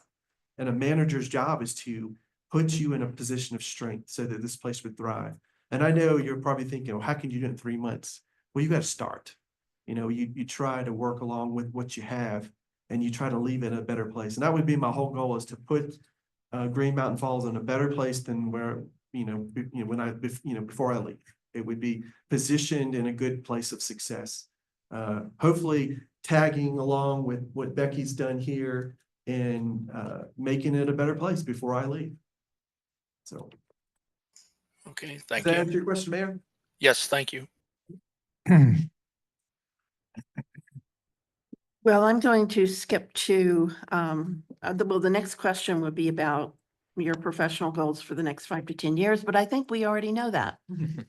So I'm going to skip to, what are your biggest work-related accomplishments? And why were you able to maintain them or attain them? Yeah, I would say affordable housing is probably my specialty. When I was in Augusta, I brought in affordable housing. I would work with the land bank and developers, clear property, and find investors to build what we want and use incentives. When I came to Brush, they had not had any housing for 30 years. In Colorado, we all know it's a housing crisis. And so I was able to work with 6 different housing developers and bring in 400 units in Brush, 6 different developments. And also brought in lots of downtown businesses that they had not had, lots of vacant buildings. And in an old schoolhouse that was abandoned for 26 years, I was able to get a developer to come in and turn it into mixed use. And so part of it was housing and the other part was retail. So that would be my specialty. In Georgetown, I have got a $2 million grant so that we can do infrastructure. And now we have a sidewalk going from the lake all the way to downtown with a lighted path so that it's, not dangerous anymore. I have improved almost all the roads. I was the 15th administrator in Georgetown. It's a revolving door there. And so what happens is projects just get kicked. It's a kick in the can. And so when I got there, immediately I set up a strategy of how we're going to move these projects forward, because you never know how long we're going to be there. So I was able to save and implement our funds so that we can get these projects done, and then use our ARPA funds to get capital that they had not had. So equipment was so far behind. So I would say we bought 2 excavators, a skid steer, and then, rent smaller projects and stuff for the water and sewer guys, like heating blankets when a water main breaks or freezes. And so we were able to put that down, and that's, there's small things, but they're important for the town. I redesigned the admin department, and so took some of the responsibilities off of some people. We hired an assistant administrator. And I use that as a revolving door in a sense. The goal, every 2 years, we would have a new assistant administrator so that person would be doing the planning side and building permits, take that off of the clerk so that, the workload would drop a little bit. So everyone feels a little bit less pressure. Although, you never have enough time to do your projects or your job. So I redesigned that, hired a special projects manager, hired events coordinator. One thing that Georgetown struggled with when I was there is finding funding for the business community. Even though we had a tourism from the county, none of the funds were coming. They were coming from Georgetown from a lodging tax, but not spent on Georgetown. So it was constant frustration. So the board tasked me to do something about it. So I looked into creating a lodging tax separate from the county. And since Georgetown is a territorial charter, it's the last one in Colorado. There's a lot of power in a territorial charter. They can act as a statutory or home rule. And so in this sense, they were able to do a lodging tax as a home rule, which in Colorado, if you enact a lodging tax as a municipality, it trumps a county. So all the funds would stop being collected from the county and would go to Georgetown. So we instantly created $250,000 of revenue that we were able to hire an events coordinator so that we can now market events in the businesses who were struggling. So that was a huge win that was my project that I was finding.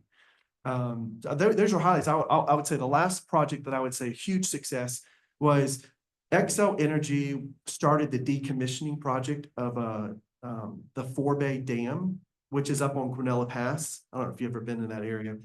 And then they started, so they didn't get the permits necessary. They just kind of did it. And they're like, this is what we do in Georgetown. Well, in Brush, I created an ordinance of a watershed protection permit, which means anything within 5 miles upstream, they have to get a permit through the town before they can even do any work like that. Well, Xcel had already started work, and Georgetown already has a watershed protection permit because we actually used Georgetown's as a model and Rifles as a model for Brush. And so I was able to stop Xcel from polluting the creek.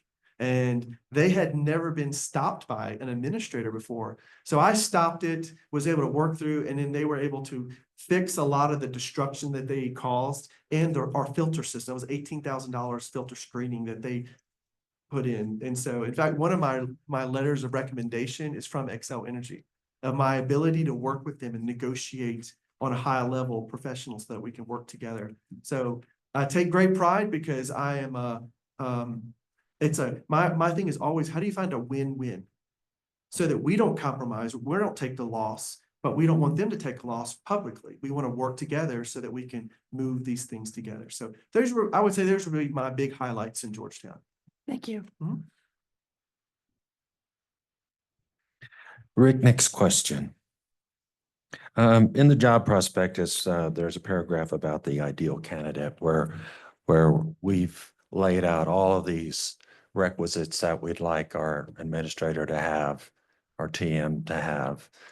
And we know that we're not going to find somebody perfect. However, I'm going to ask you a question. Is there anything that's listed in the prospect in the job prospectus that you feel like you're a little weak in? No, this is a strength of mine. I think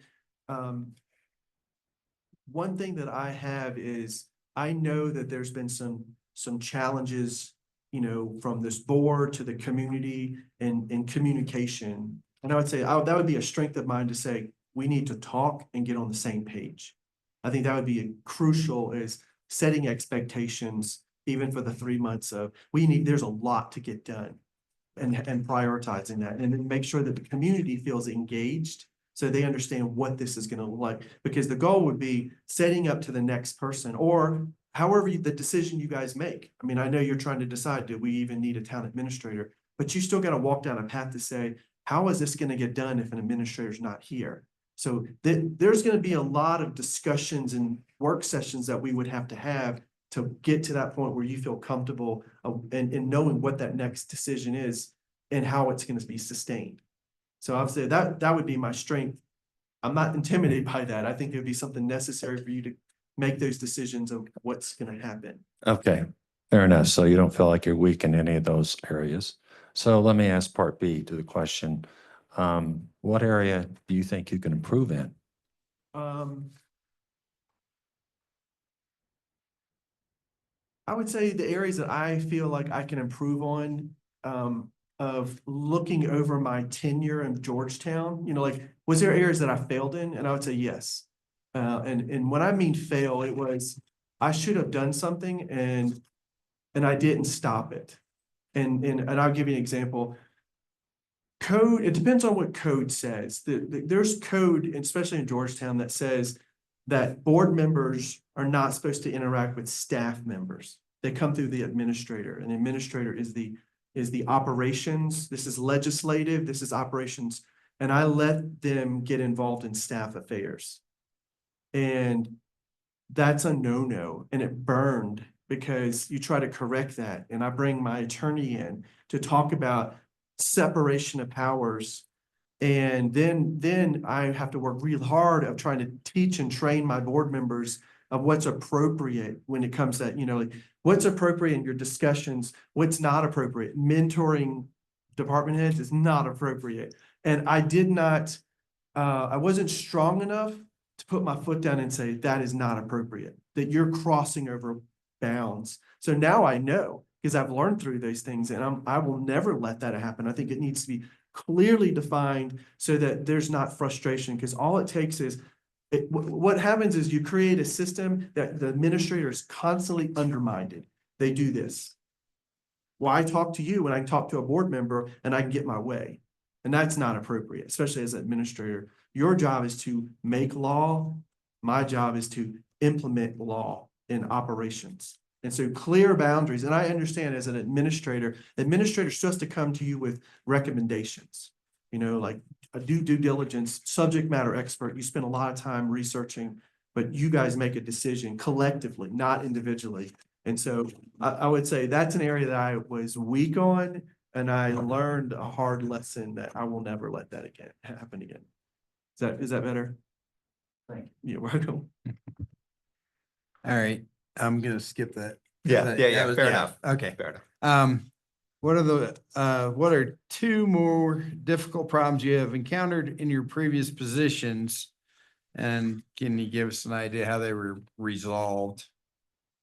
Yeah, I would say an area that I also grew in is when toxic behaviors begin to arise, whether it be from board members or staff members. My background from nonprofit work was always to kind of come along and help a department head. And, you know, I was that liaison, I was that person that could be an intercession, you know, so if they had a conflict, they would ask me to come in and I would work with them. But I was always like, you know, hey, let's work this out. I tried the same thing with my staff, you know, when things were toxic and you begin to work things out. But one thing that I failed to do, it was another hard lesson, was to document.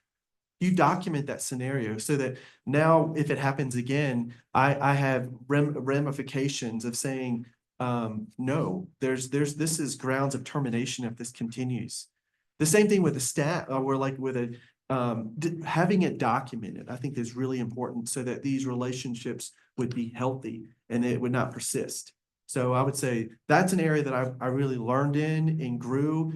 And I kind of do it like this: verbal warning, a discipline letter, a performance improvement plan. Those three things. And then in my staff training, I do PAR.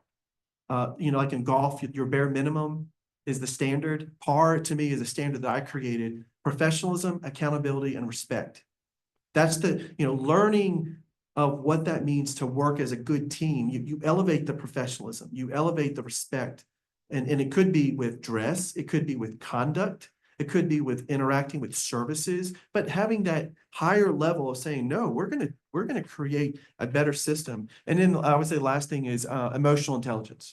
I teach that. I've been teaching emotional intelligence for 15 years. But emotional intelligence is the ability to resolve conflicts, but you be in control. You know, learning how to assess a situation without getting really frustrated of like, can you take criticism? You should be able to criticize me and I not take that personally. So should my staff. And then we walk ways of how to do that so that you are learning but you're also realizing that I can control myself in a situation, even with the public. And so I've learned systems like yes, no, yes. A yes, no, yes is like you come to me with a complaint. Yes would be, I affirm, I agree that that's a struggle. No, they may want an immediate solution. Well, no, I can't give you a solution right now. However, if you give me a week, would you give me a week to then take some time to think through this? And then I come back to you and then we can agree on how we're going to resolve that.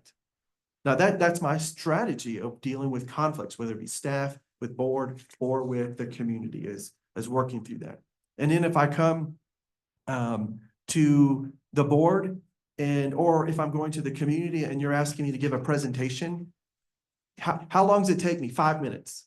Because I have a grid in my mind of how I think and I've been teaching this for 15, 20 years, and it is need, supply, response. So if I'm coming to this board and you're asking me, give a presentation on this topic, need is, do you understand what's at stake?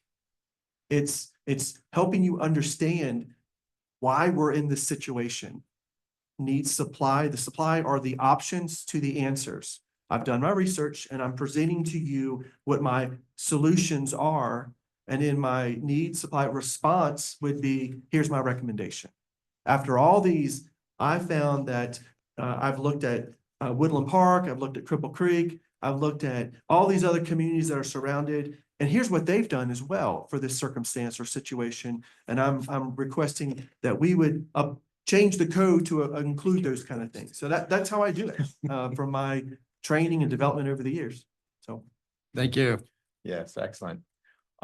Just the process check-in, time-wise, where are we? Because, We are at 25 minutes.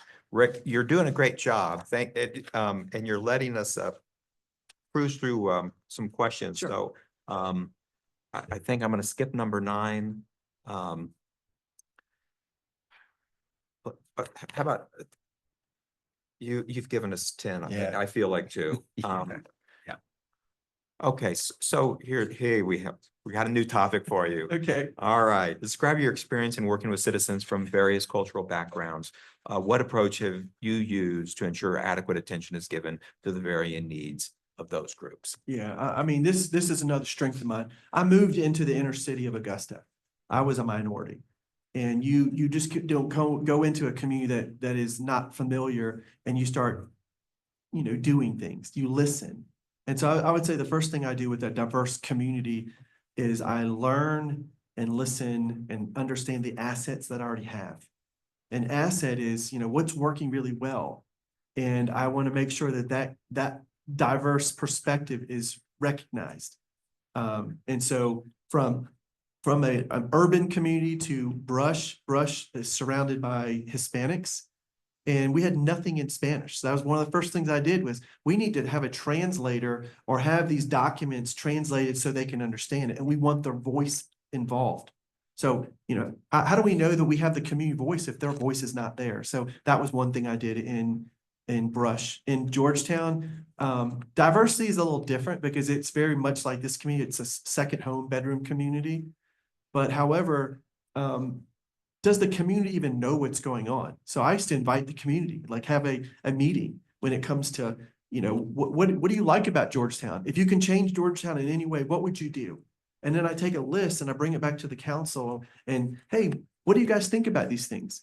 So when it comes to then budget season and we're looking at our priorities and we do a strategic plan, are we implementing them? And I think we should be. We should be taking the voice of our community and making sure even the minority diverse community is reflected.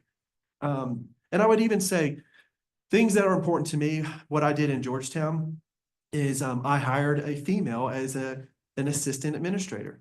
And that was a big deal for me. I felt like this was contributing to the bigger thing of helping gender leadership be implemented. I mean, this is a mainly male dominated community, but I can take pride and say, no, I brought in a female who's going to help transition in 2 years, she's going to launch and be a city manager somewhere else. So that's another thing that's extremely important is listening and learning and beginning to implement the communities or the staff or the council's ideas that is reflected in the things that we do and what we believe is important. Thank you. Mhm.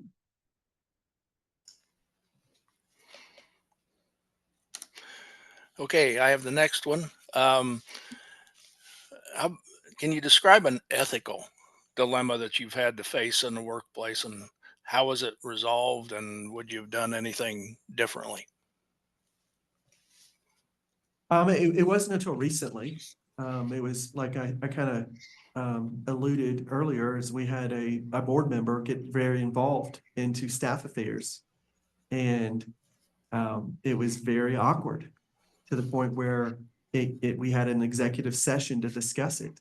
We had the attorney, begin to talk about it because it's like, and it was very difficult because you can't just say, like, what's the first step to getting help, like in an AA meeting, the first step is getting over denial.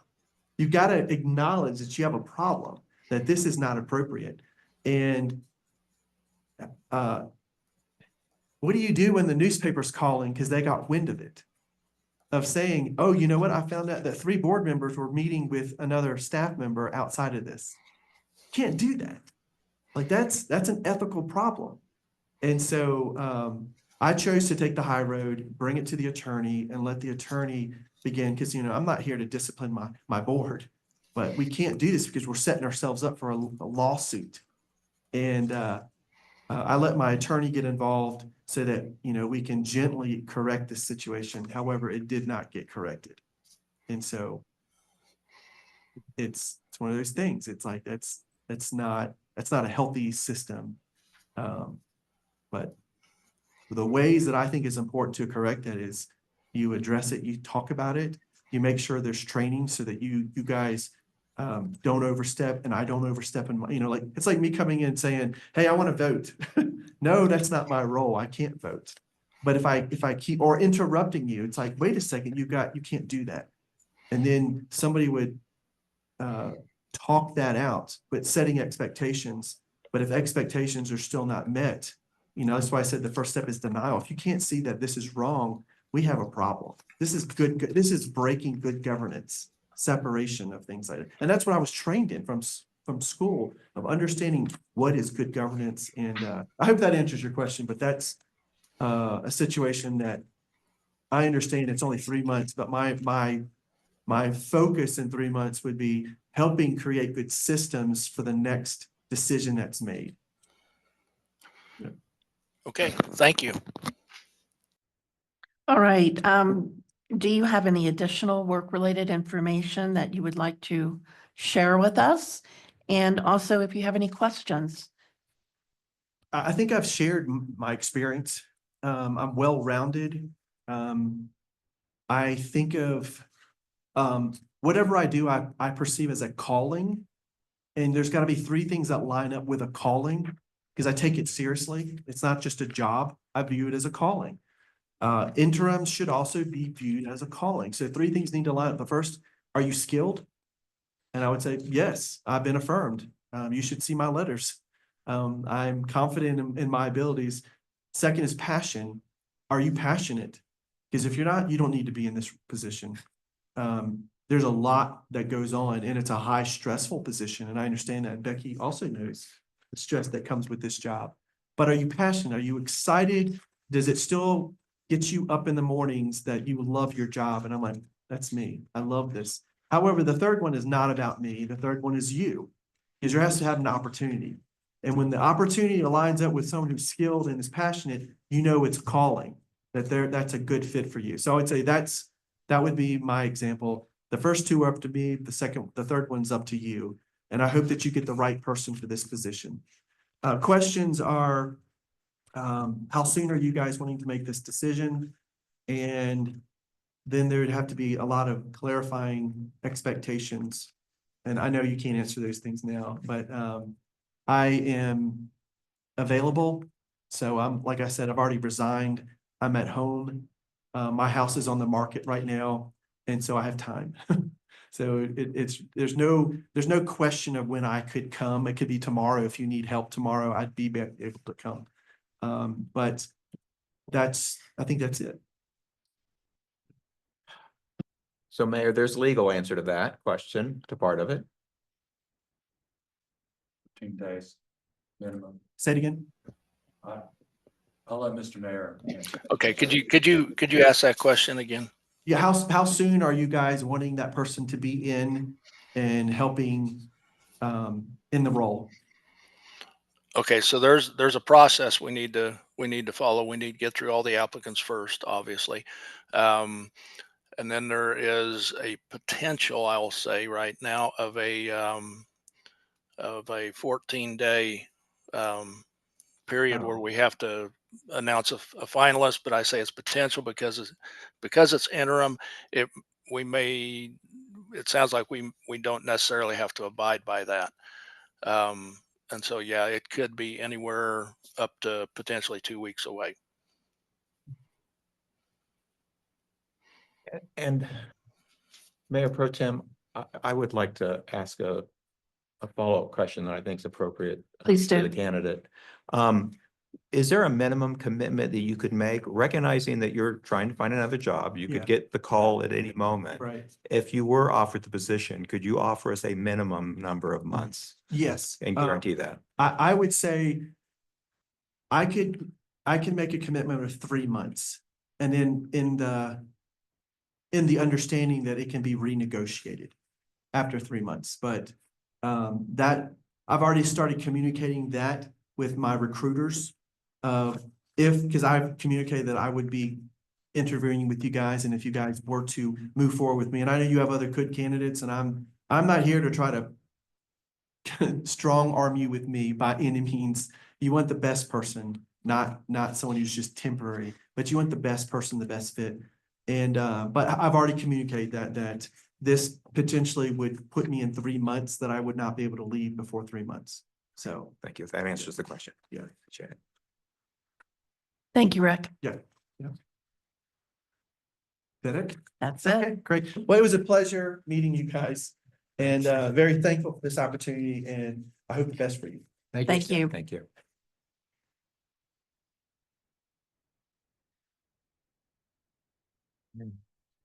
Discussion, you ready to dive in? Don't we have a third candidate? A third candidate. You Right. ready for him?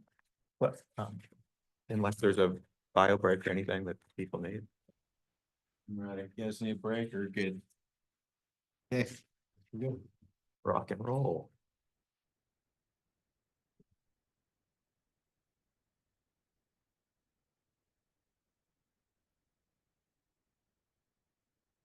If anybody wants to know, it's 21-10 at halftime, the Broncos Chargers. Broncos will win. Is that baseball? No, sir. Okay. Just curious. Don't tell me anymore. I'm recording the game. No spoilers. No spoilers. Oh, boy. Uh-oh. Too late.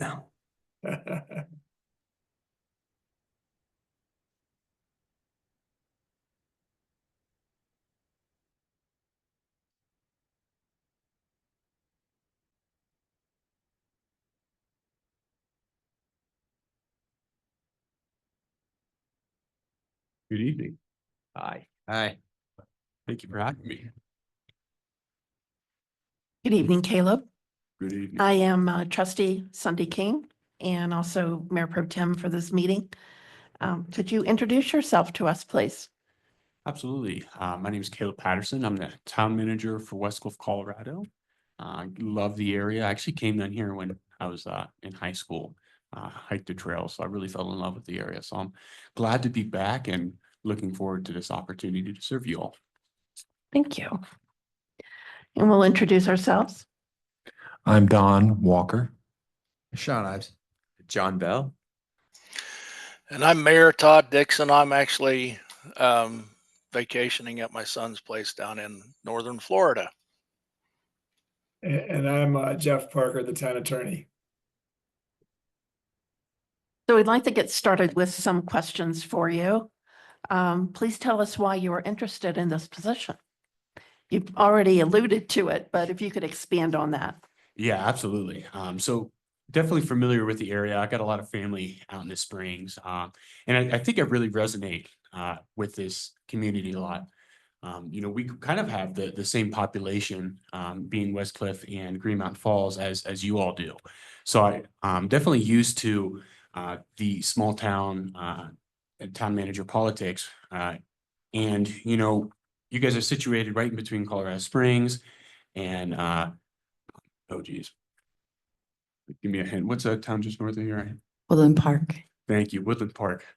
Well, you're situated right between Colorado Springs and Woodland Park. And I would almost call it, and I don't mean to be strident, but almost like pass through tourism, right? You got a lot of people passing you by, and it's really just trying to get those people who are passing you by to shop at your town, to come in your town. And West Cliff does with that a lot. We have a lot of people from Texas and New Mexico that kind of come past us to get to Salida. And I feel like, that's, you guys need someone who understands that. And that's where I would come into play. Thank you. Hi, Caleb. Did you have an opportunity to read and understand the job description for the town manager, interim town manager? Yes, sir. Can I ask you a question about that? Absolutely. There's the description spelled out two primary responsibilities for the TM. Can you tell me what those are? So I know that one of the points for being the town manager was acquiring grants. So I don't know if that was the primary one, but I do know that is a need. I do know that this town does not receive a whole lot of funding, and getting grants is going to be pretty vital to the capital improvements here. So if you were to look at our 5-year capital improvement plan, I was able to help the town I currently work with. We probably have 400,000 from our budget coming into capital improvements, and then at the end of it with grants coming out with around $3 to $4 million through grant funds. So definitely be able to help you all with that. Okay, thank you for that answer. Now, I want you to take a deep breath and just relax, because if you can't remember, that's okay. You can still just use your background knowledge to understand what do you think that the two primary responsibilities would be for a town manager like this? Well, I would, And then certainly grant money is important, but it's not one of the primaries. Yeah. well, if it doesn't have to do with administrative, and if you're just speaking more in general, That's right. I would say getting to know the community. Absolutely. I think that that's very important, being able to help bridge a gap between the local politics and, you know, the people in the town is very important. So I would say, that would be kind of one of the needs that are needed within this community. Thank you. Very good.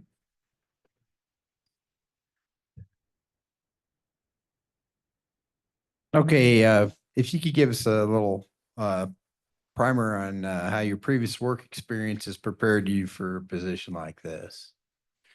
Yeah, so I'm sure you guys have probably reviewed other town managers, city managers. So I can give you that whole same spiel, how I'm used to it, and they'd probably tell you the same thing. But again, I bring us back to working with a small community.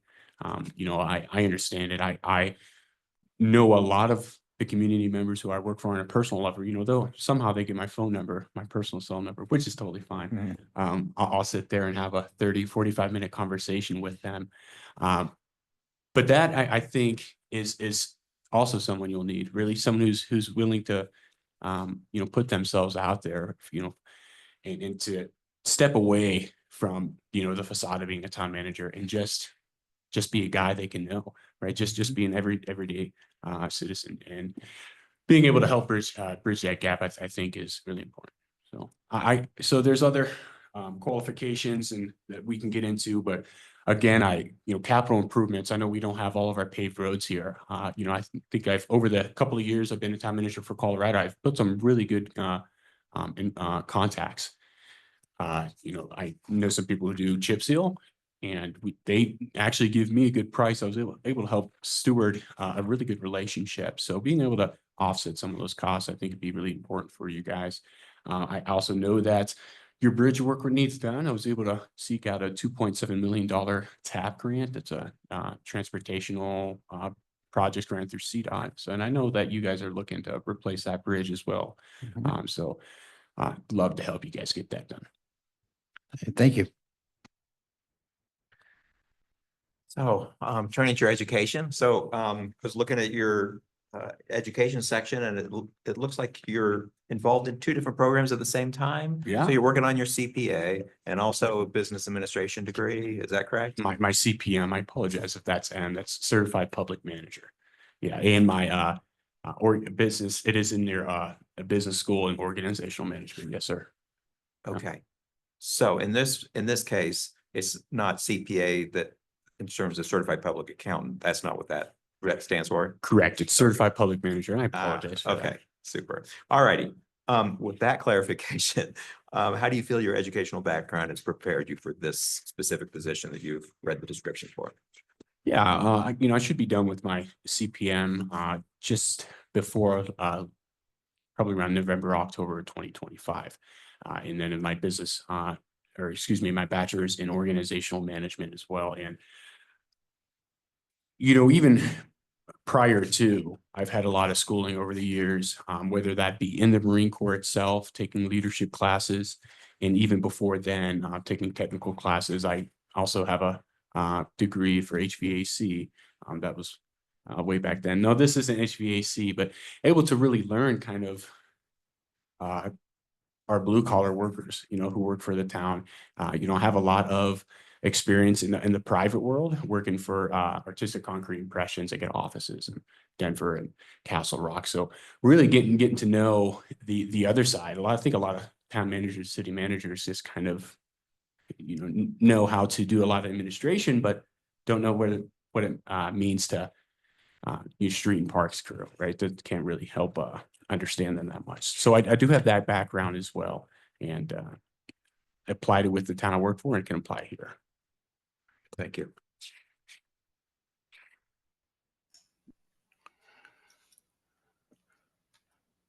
Okay, ready for me? Yes. Okay.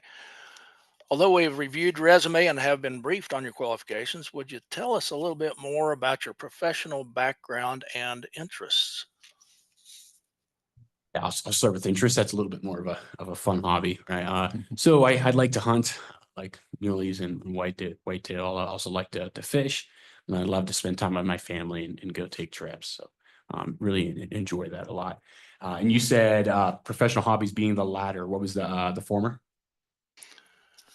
It'd be, hang on a minute, The your professional. professional background and interest. Yeah, absolutely. So I started with ACI Construction. ACI has offices over at Denver and Castle Rock. So like I was explaining to you, Mr. Hill. Did I get that right? Is it Hill? John Hill? Bell. Oh, I apologize. That's all right. Well, as I explained over to you, I worked on the private sector a lot.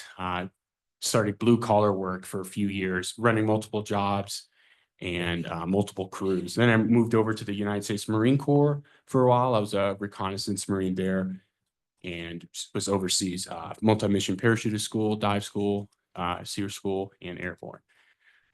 Following that, I worked for Marine Corps Community Services, larger public organization. I was a project planner and coordinator, running a lot of job sites in Okinawa, Japan, really the whole northern half of that island, all the job sites I would plan and coordinate with our headquarters down south. So, I definitely have a lot of that experience when it comes to handling multiple projects at once. And then building and zoning official and town manager Westcliff. It was a two-part position, right? Wearing multiple hats for a small town. I imagine I'd be doing the same here. And I was able to actually separate those positions since considering we had a little bit more funding. So. Okay, thank you. What are your three main professional goals for the next 5 to 10 years? Yeah, I should be set to be ICMA certified manager by 2030. So that is my first professional goal. I'd like to, as well as get my master's in public administration by then as well. And then after that,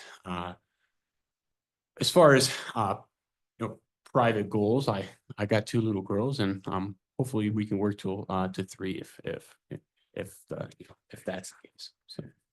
Thank you. Mhm.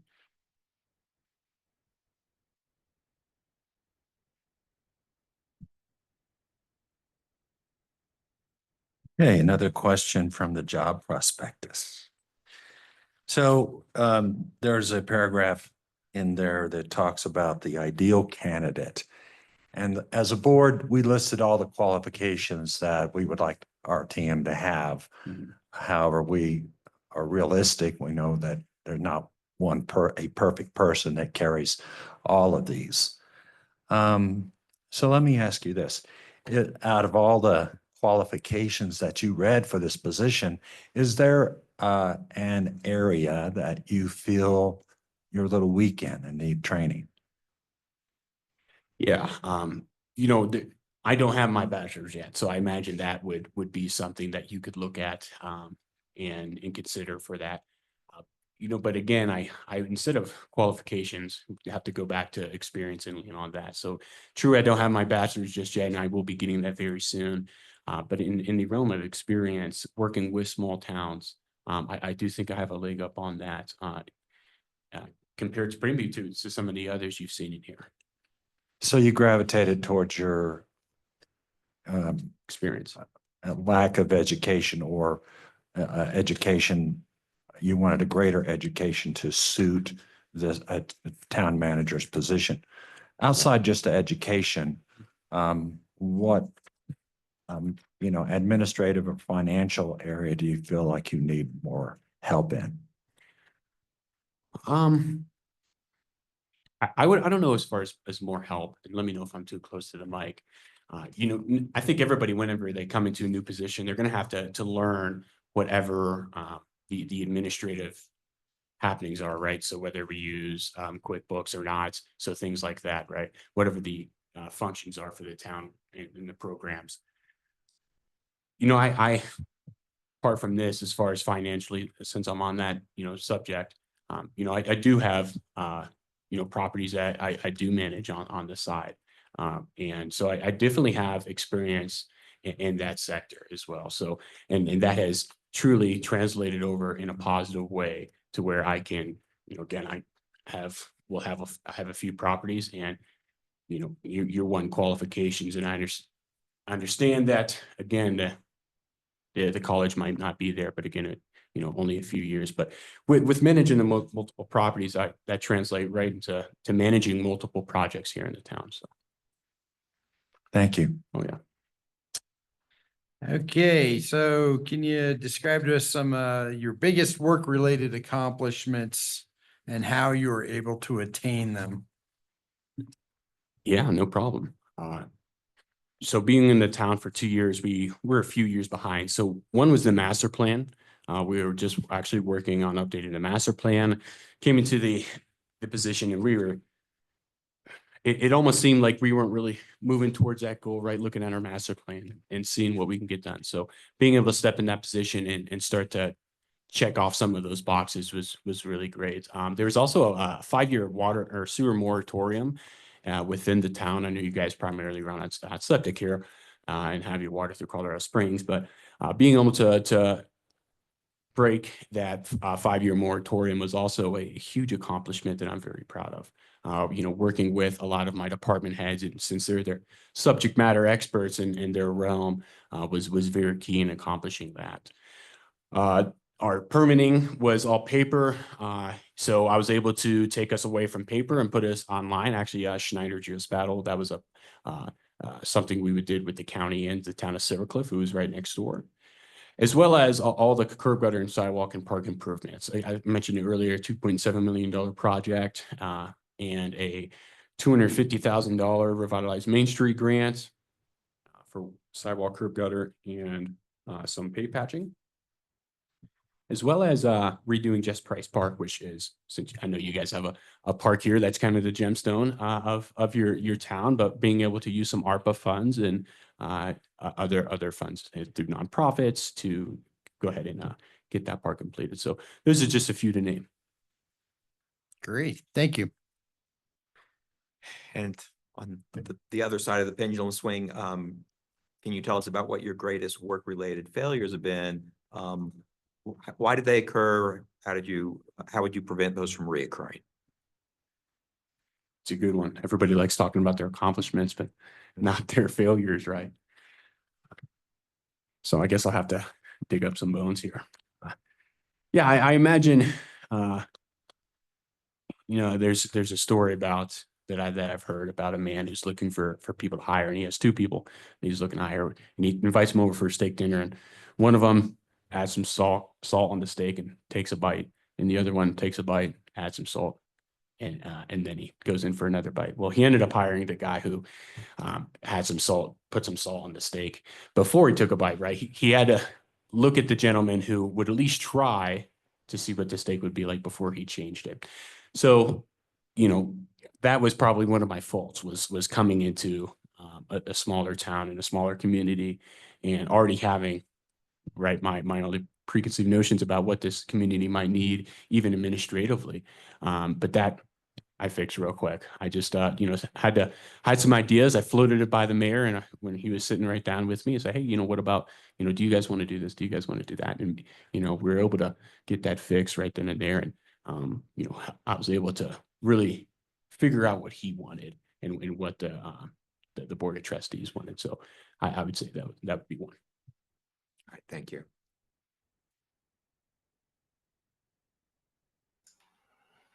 Okay, you ready for me? Yes, sir. Okay. Similarly to the previous questions, what are the 2 most difficult problems you have encountered in your previous positions, and how did you solve them? All right. Yeah. I'll give you one really good one. And then I'll move on to second if you'd like. During that project I mentioned, we had I'd say about 80 yards of curb and gutter that were not up to spec. The flow lines are off, and You know, we're off about a grade point or two. So we were out of spec, and I had to be able to relay that to the primary contractor. And how do you relay to a primary contractor that he has to rip up $80,000 of curb gutter and curb and gutter? That's pretty hard to do. It's almost impossible, right? Someone who spent hundreds of thousands of dollars into a project like that is not going to be very happy when you tell them that. So I was able to talk with our engineers. They took their grade points. The primary contractor, he took his, and we came to the conclusion that the points were off and something had to be done. Well, the points weren't that far off. And so I had to make a call whether or not to have them rip it up or use this opportunity and put it somewhere else. And we had about $240,000 of 6-inch concrete paving that needed to get done. And we were just going to put millings there for the meantime. And millings barely last the season. So I was able to work with him to leave that there and then move over to this 6-inch paving. And by having the town pay around 20,000 more, because it was only 80 grand, there was some other stuff too, probably totaling a little bit more, about 80 grand that they had to tear off. And working with him to meet in the middle to save the town effectively about $180,000 in that concrete paving. So that was one of the accomplishments I'm very proud of. You know, we also had another grant. Here's your second one, and I keep forgetting the camera's that way. So I keep looking here, but that's where that's where you're at. So if you keep seeing the back of my head, and if you just tell me if I need to get a haircut or not. No, that's fine. I understand Zoom. All right. The other one was, you know, relative to another project. We threw out bids, and you know, I sat down at the bids, and I mean, every single bid we got was 80,000 above. So I had to take, you know, we had to take the smallest bid that we had. But how do you know, put in a probably $277,000 bid or project and get 380 grand as your lowest bid? You know, how do you bridge that as well? So I was able to work that out again, and you know, being able to take the town, have the town spend 20,000 more to meet them at 297, and the contractor come down at 300,000. Yeah, we took some things out, but you know, the same contractor was working on another job site, so a lot of those costs we were able to cut because some of those amenities were already there. So those are two pretty tough situations that I found myself in that I was able to resolve. Okay, thank you. What strategies do you use to anticipate problems? If you could give us an example. And if a problem arises that you have not anticipated, how are you likely to handle it? And also give us an example. Yeah. So having contingencies in if we're just talking budgetary, having contingencies in your budget is pretty important, right? Having that, you know, either a conservation fund is also another tool in the belt. You know, we've had plenty of times to where we would look at our budget and really only have a certain amount of funds to do road work, certain amount of funds to do sidewalk, parks, water, sewer, whatever it might be. And really naming your priorities, I think, is big. So naming your priorities, I think, really helps fight some of those contingencies, because a lot of your outliers come from problems you already know. If you've been putting off this improvement that's needed to be done, you know, 5 or 6 years ago, well, that's probably the first thing that's going to come up. So having that is very important. Also, not spending just because you have a $300,000 budget set aside to something, not spending all that just because you have it. But that helps you out as well, because it might only be August and we could get, you know, like we just did, 36 inches of snow in 3 days, and might need to call someone in to help us plow. So I think that's very important, is you know, creating these cushions and able to combat the unexpected. And yes, that was one of the situations we ran into, was expecting all that snow and having that money in the budget still. Thank you. Okay, Caleb, another question. I want you to understand that, you know, my questioning out of the job prospectus, it's not a gotcha kind of thing, you know, it's just like, I think it's really important to prepare for an interview. And if you accept a position that's open like the TM, it's critical that you know what our expectations are of you as a manager. So in that prospectus, it's the BoT will judge the TM on a measured performance in 9 different areas that's listed. Can you recall any of them? I can. See, that was one of your questions that I do remember. All right. Finance being one of them. I do remember that one being on there. I think, oh geez. Management being another one. I could be wrong on that, but I think management Correct. was be the other one. So there's a few for you. Yes, sir. It was a pretty long. There's 9 of them. All right. Well, You there's got the top 2. You want to try for another? sure. Why not? Let me think by the way, I do not have this on my computer. So if I get bonus points for that, then let's give me some grace there.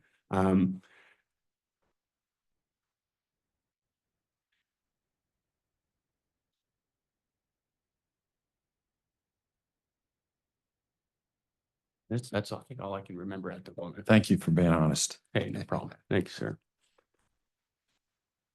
It was a top 2. Top 2. Yeah, that's true. Like, it's got to count for something, right? All right, let's see.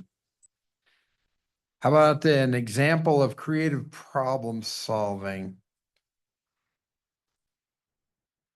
Yeah, I think I, mentioned a few to be pretty good examples. I'll go on to probably something administrative. I think you've heard enough of a lot of the projects that we're able to get done, but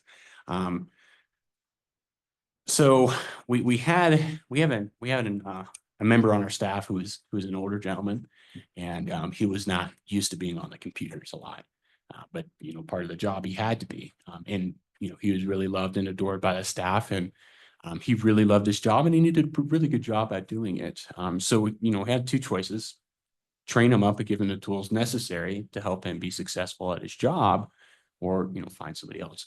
So I took the former, and I put this individual through training. I really like to look at whatever our policies are. You have hard costs and soft costs, right? Your hard costs is what you're paying people. Your soft costs being insurance, training, education, budget, so forth and so on. So introducing a new policy into our budget to help him get some training. So an education fund, I was able to work with him and set him up for some courses on Microsoft Word and Excel to get him used to, typing on the computer. So, I was really proud of that. And at the end, you're never too late to learn something, right? And as long as his knowledge is free, why deny it? And, he came out at the end as really studious and good at using the computer. So. Okay, great, thanks. Describe your experience in working with citizens from various cultural backgrounds. What approach have you used to ensure adequate attention is given to the various needs of those groups? Yeah, so we're kind of splitting into 2, right down in Custer County and Westcliff. We have those in the culture who have been there for forever.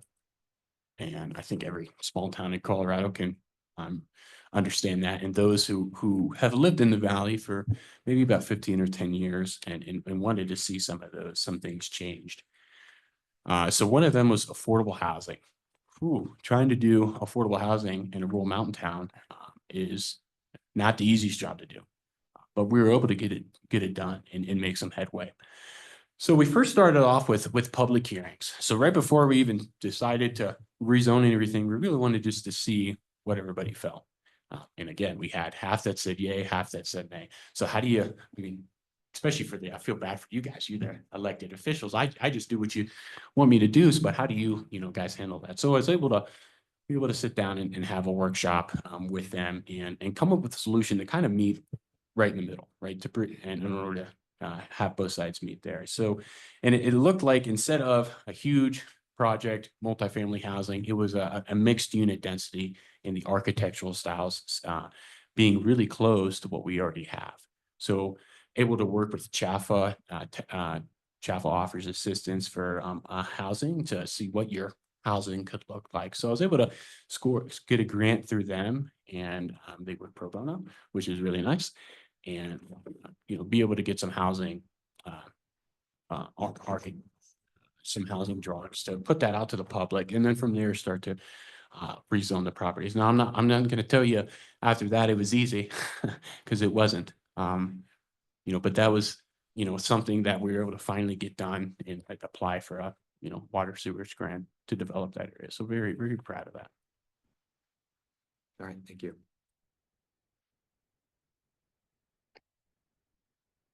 You're up, Todd.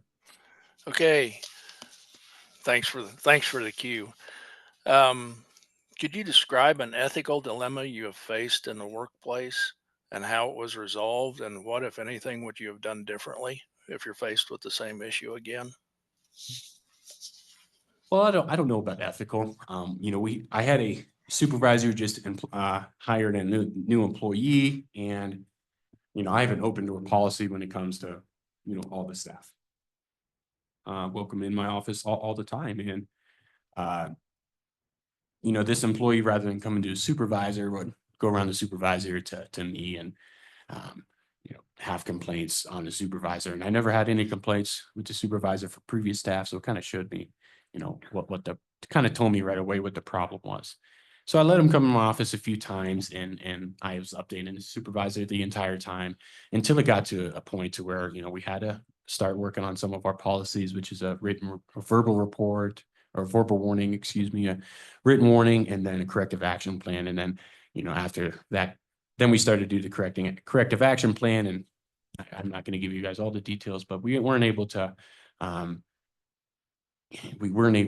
help him. And unfortunately, we had to let him go. So, nobody likes to let anybody go. But I think I always believe in second chances. Now, me and that employee are really good friends. I actually just saw him today, and we had a really good conversations. So we never left on bad terms.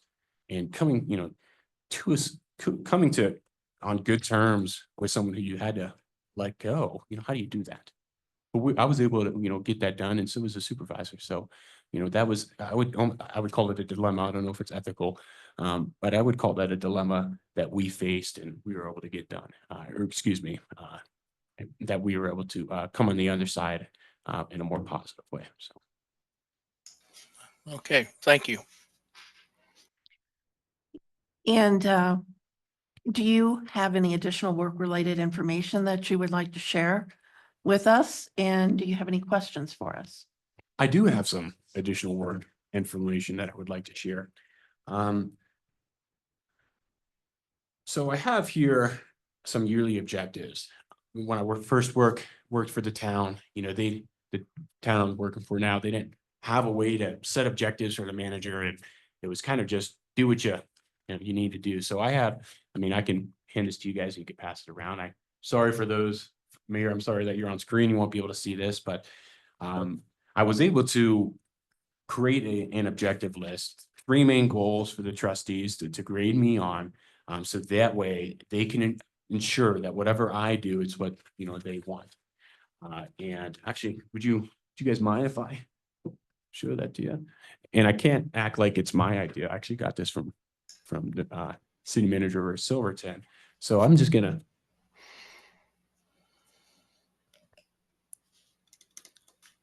Sure. Are there too many to read off? You could skim over it. It is quite a big document. There's a lot of goals, 3 main goals and a lot of sub goals. Again, this is one of the ways that I was able to, help making sure the trustees are getting things done. So that way they come to the citizens and have something to show for, all the hard work they say they do. So, and I was very, very proud of that. And that is way I think that we can work together. I think maybe a few months before the budget comes, we can sit down, talk about what your guys' long-term goals are. We can sit here and say, okay, this is our yearly goals. so on and so forth, and go from there. And then, there's other sheets there. It shows timelines for everything. You guys would, all get a copy of that. And you all have your own personal touch, right? I'd sit down with department heads and tell you, okay, look, this is what our department heads are wanting. This is what you guys are wanting, let's put this together. Let's see what's realistic and go from there. So there is one document there that I'm rather proud of. Hopefully that you guys are excited about that too. Do you have any questions for us? Do you guys have any other questions for me? I do have one question, but do you guys have any other questions for me aside from the ones you already said? Okay. After this interview, when can candidates expect to get word back? After the interviews, right? Not after this one. For all of them. I'll let Yeah. Mr. Mayor answer that. Yeah, okay, so it's an interim position, but normally with regular positions, there's a 14-day period from where we post the finalist, and we can't really have anyone start, on a normal type position until after that 14-day period. Since it's an interim position, there may be a lot of leeway. So I would say it has the potential of being up to maybe 2 weeks. Thank you for that. Now I know that the goal, and correct me if I'm wrong, is after you find, whoever this interim manager is, to put them on full time. Am I correct on assuming that? That's correct. All right, perfect. All right, thank you. That's all I have. Thank you, Caleb. Well, I think the position description said we could go down to I think we said a minimum of 32 hours. Yes. But I think for us, that's considered full time. All right, thank you so much. Thank you. All right, thank you.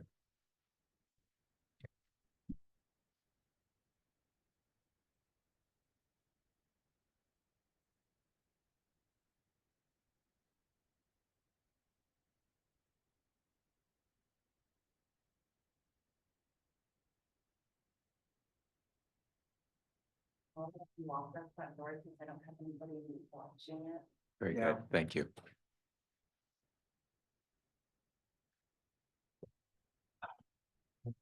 Break. That's okay. Yeah.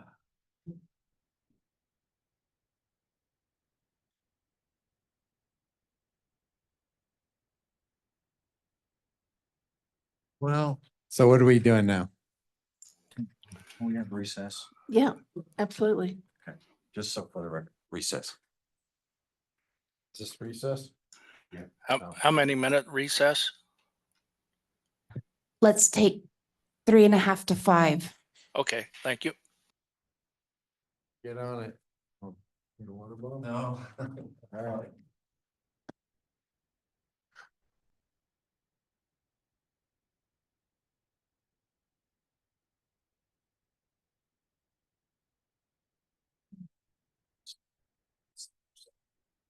Yeah.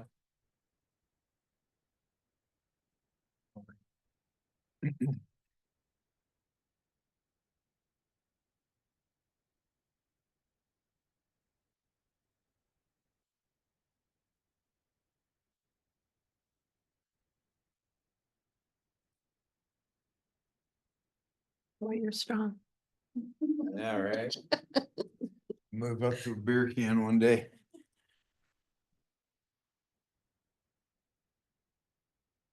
Need more water or anything? I'm good, thanks. Oh, there's another one right here, just in case you change your mind.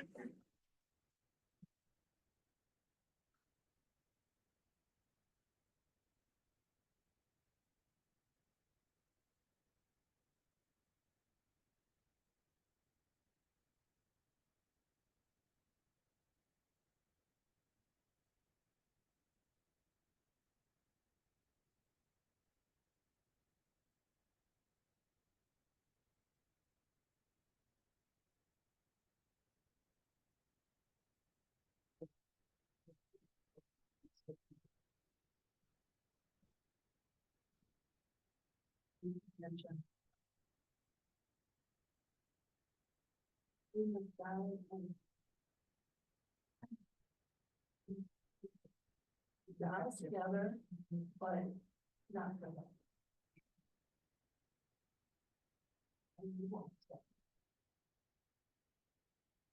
I'm willing to help hand off gracefully. This has been interesting for you. Yes, I thought it very much so. Thank you for inviting me in. This is one of those opportunities that add to your personal life, your professional life. Yeah, and I didn't want you to miss it. Well, I'm seeing things that I've done wrong. Yeah. It's been a long time since I've been in. Yeah. So I appreciate it. Yeah, I'm happy to do it. It's been really cool. Yeah.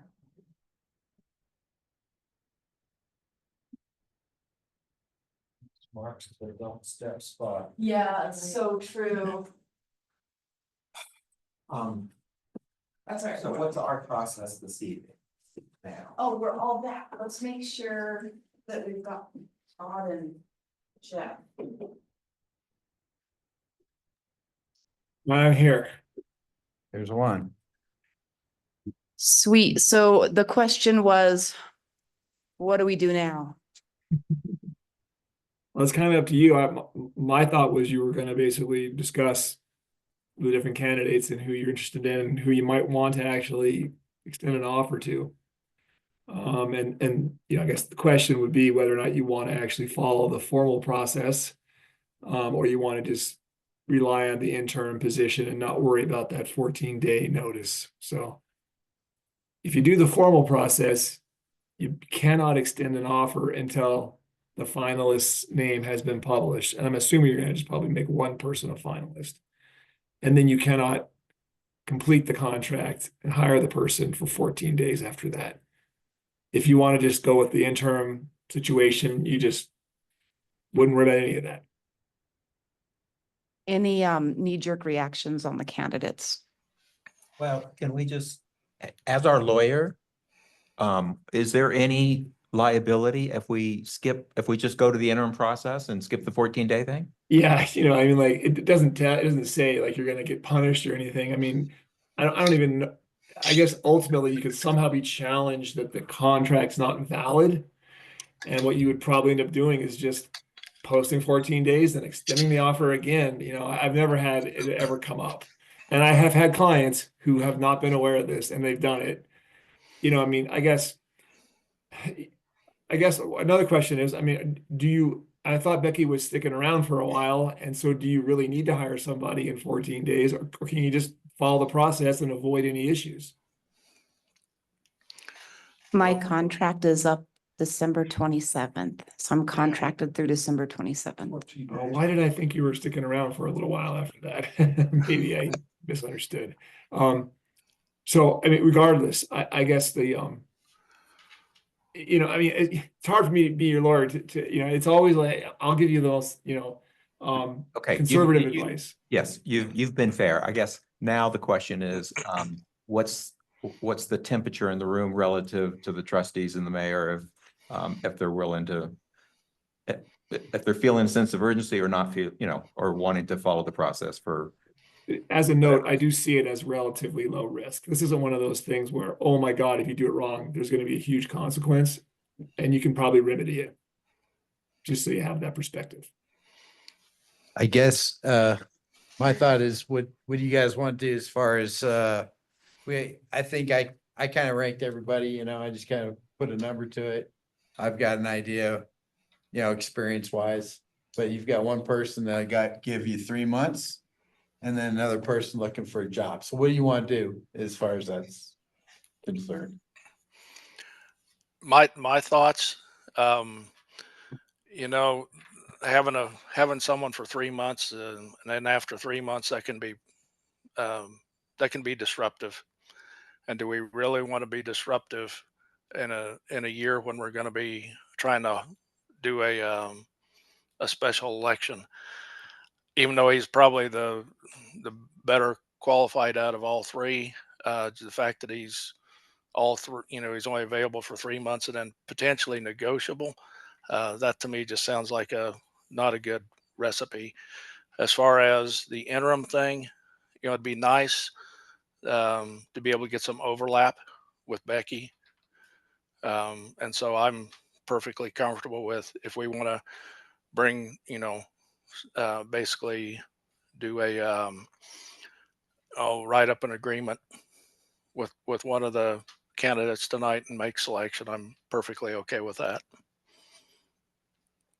So just so we can move on as a group, are we eliminating the short 3-month contract? Even though, Yeah, Uh, I do think he's worth discussing because he would be a change agent. And if we need, I think he would fill a valuable managerial niche that is actually would be valuable to us as a town, being a change agent. So he did say some things that made me feel like that skill set would be valuable to us where we are specifically in our political struggle. But as the mayor says, then we just push then we have yet another problem, Then we got to move past the change agent to how do we make to someone that can fill the job until the election period. I don't necessarily see it that way. I think he could be used as a stepping stone if we don't feel like we have a good candidate to bring in as a TM. That way it would buy us more time to search and interview. He could certainly step in and act as a stepping stone without, I don't see that it would cause disruption. It would really help smooth the disruption, after manager Frank leaves. And the other thing is, I wanted to mention at this point, since I got the mic, the 14 days is really not a big problem considering the time of year we're in. I mean, we're right in the middle of the holiday season. We're going to go into Christmas and into New Year's, and it won't hurt us any to follow the Muni Code and do the formal process, in my opinion. Yeah, I'm going to say I'm not sure. We went out asking for a 1-year period only, and if you go in with someone for 3 months, what's the likelihood of us getting someone that's willing to work for us for 9? I don't. To me, that just sounds like a problem waiting to happen. I'm sorry.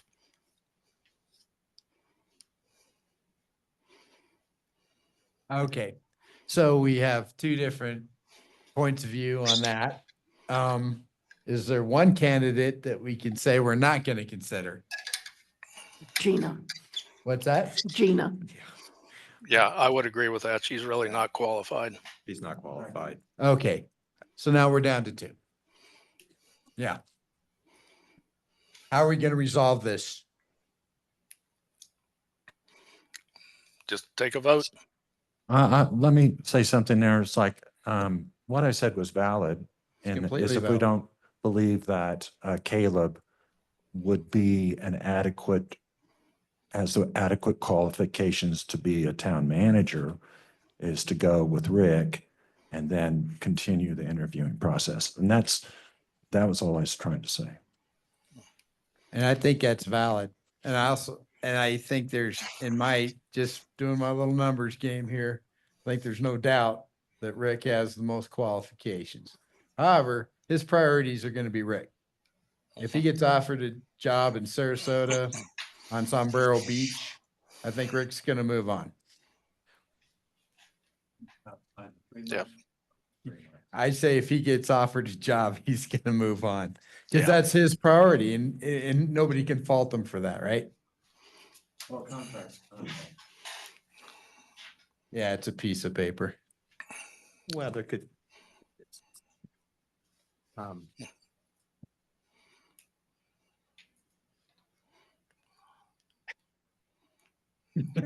oh no, it's a piece of paper. You're right. Well, and he was very honest about the fact that he's interviewing now on the East Coast. Mhm. So of these three, I would be interested in Caleb. I feel like he could help us out, spend time with Becky before she leaves. He also has family in the area, which is an anchor of some sort.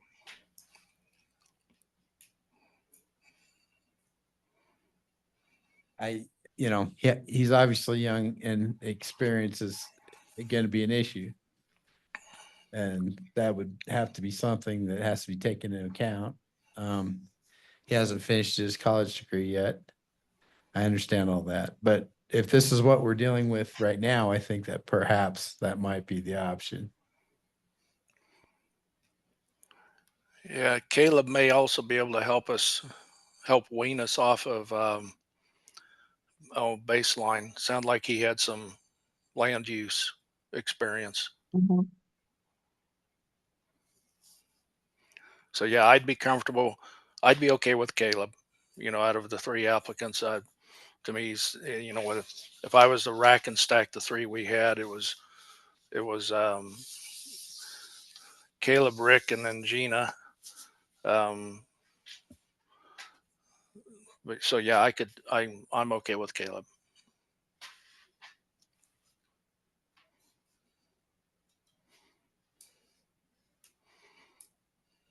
Gentlemen, You want to save it till the vote, or you want to have Um, a comment, or? Well, um,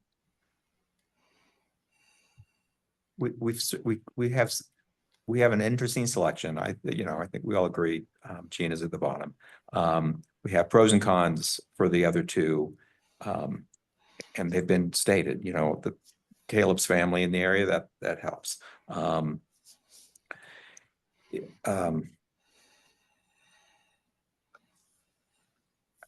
He doesn't strike me as the change agent that we need. But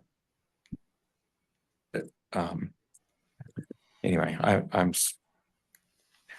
my personal, anyway, I would lean towards the change agent, because I feel like that's what we need today, that we need someone that can really move us beyond the status quo. And then there's a all encompassing question. What's the number you're going to offer in that range? Well, the fact that he's willing to interview, knowing that our top dollar Or bottom. is well below what he's leaving. I mean, that's interesting in itself, but he, that's his own personal decision if he'd be willing with our offer. But I agree with the mayor that it puts us in a very precarious position in 3 months to try to hire someone for 9 months. And that is, talk about gambling. That's a gamble. Yeah, that would be tough. There is another option. It's, oh my gosh, horribly expensive. But another option is to basically create 2 positions. And that, like I say, it's horribly expensive, but you create a manager and then an assistant manager, and there's push-ups we have to go to do an assistant manager, but it is another option. But like I say, it's horribly expensive. And do we really need it?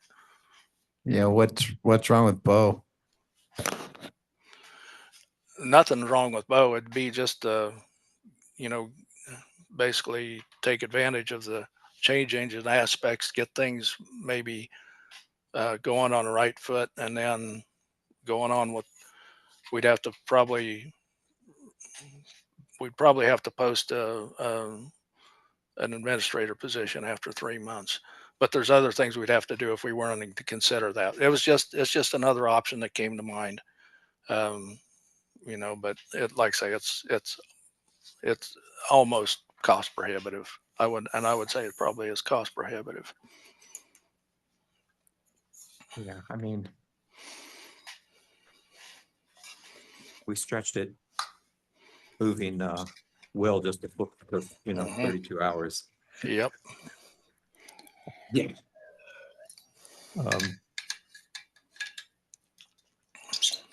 Okay, I guess I'm sort of the fly in the ointment here, you know, um. Well, I mean, I sort of feel like the team is moving one direction, towards Caleb. Which direction are you moving in? He's my second choice. Yeah, even though it's a horrible gamble, trying to find Rick's replacement. Rick's the change agent. That's what you meant. I think he's the guy that, When you said change agent, I didn't want to connect and Caleb with that, but. no. Okay. I think Rick could, he could be the kick in the pants to get some things organized that I think could really benefit the town, and us as a board, in terms of helping us focus on priorities, recognize, how we can optimize ourselves as well, focusing on the big pictures.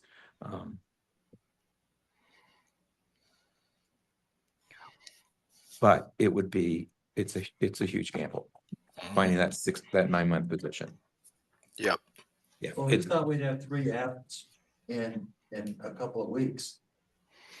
I mean, Yeah, that was because I was out beating the bushes Thank you. on all the, and yes, Gina, full discovery, Gina did call me, and I won't discourage anyone from applying, because you never know what you're going to end up with at the end of the day. But yeah, when she called me, in the back of my mind, I was thinking, okay, I don't think she's ever supervised anyone. And, but still, I encouraged her to apply. So.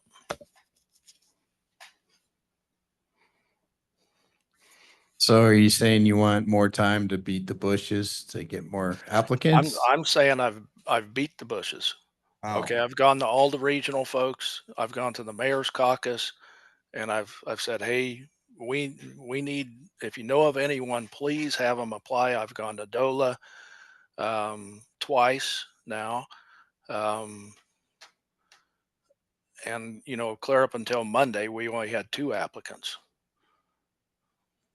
and so that doesn't give me a lot of confidence that there's people standing in line to come work for us.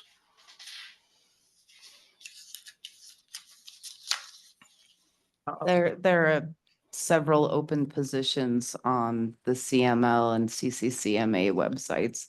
Oh, yeah. I mean, it can't be easy to fill. I'm 100% sure of that. You've worked with both these individuals, is my guess, over the years. Caleb's pretty new to the profession. He is pretty new, but he seems to me like he's on a good trajectory. He's eager. It hasn't, hardened his city manager soul. It seems like he has a lot of experience with similar projects, the similar grants that we've utilized in the past. So I think that that's good. I think either one of them can provide some continuity. So Westcliff is just a tiny bit smaller than us. They're 450-ish in terms of population. But it's in the mountain community. Georgetown's sort of a world apart. They got a staff of 18. Exactly. I kind of think that Caleb's probably sat in more of the chairs, and his construction background's not going to hurt either. Yeah. He knows how millings behave. It's in a mountain town. All right. Is this a vote? Are we voting tonight? Are we preparing to vote? Well, I think. Well, you're in executive session, so you don't really formally vote. that's What you do is okay. sort of come to a Thank you. consensus on what Thank you you. want to do for the offer. So That's right. Okay.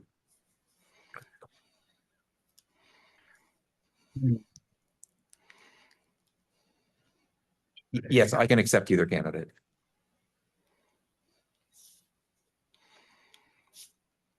So is that, am I hearing at least a general consensus on Caleb? Let me ask one thing, because I see merit in Rick as a change agent. I agree with Trustee Bell on that issue. What happens if we use him for the transition and then bring, if Caleb is your long-term choice, bring him in for a couple of 3 weeks before Rick leaves and get him kind of tutored for the position. Well, we'd have to, I don't know what his current situation is. We'd have to discuss that with him on what his availability is and can he delay for about 2.5 months.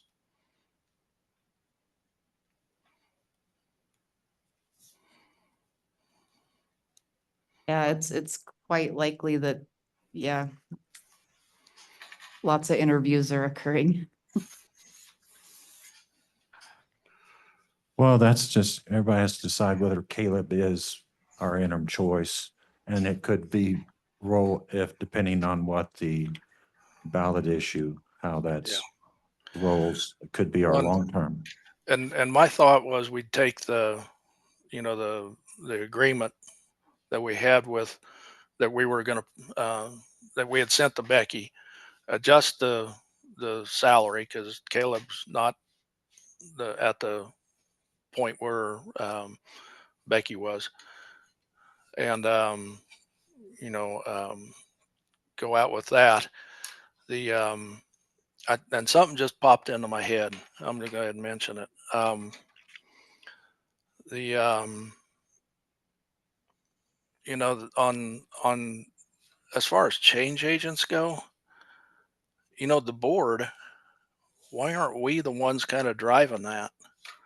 You know, if you're looking for someone who can function as a change agent, I would think the board would be the ones kind of driving that whatever change you're looking for. We'd have to maybe roll up our sleeves a little bit, but to me, that sounds like something that the board themselves can help with, be the change agents.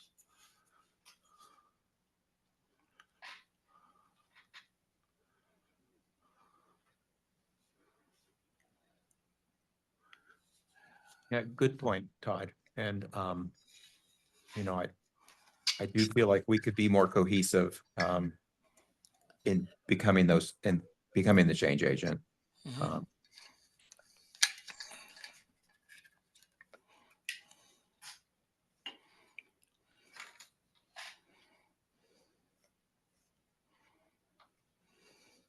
Any other discussion you guys can think of? Are we interested in allowing, we still need someone that's gonna talk to these candidates. I'm assuming it's Todd. If we are changing our minds, that's fine. But, for the scenario, allowing Todd, to talk to Caleb about Don's plan, could he be available in 2.5 months? Would that be an acceptable conversation? Or is that in itself too speculative, you know?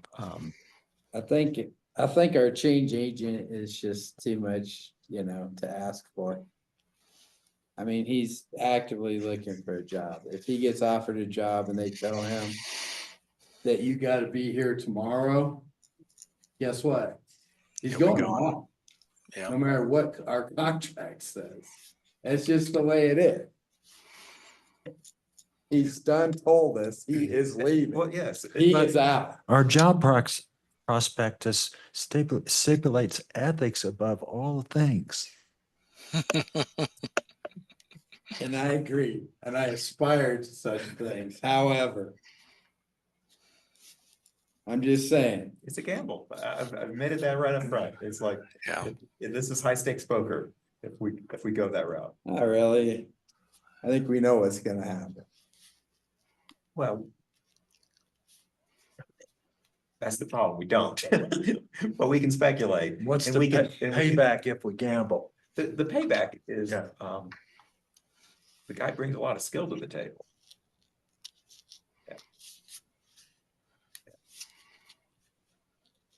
Yeah. A lot of experience and a lot of skill. Do what you're gonna do. Yeah. I still think we just Stick with lock in a person for the year. lock in Yeah, lock Okay. in a person for the year, for the full term. And, if there's things that we're wanting to push, as far as, change agents, well, first we have to define what we're really wanting to do. Um, and then we just sit down with them and say, okay, here's what we're looking for.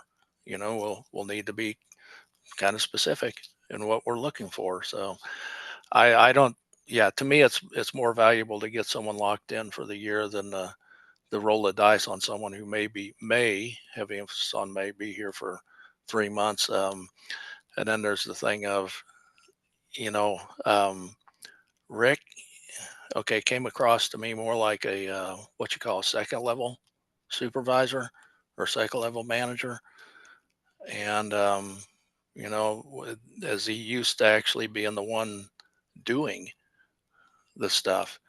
Um, like I say, and that was just my perception. He kind of came across more like a second level rather than a first level. And our job is really more first level management than second level.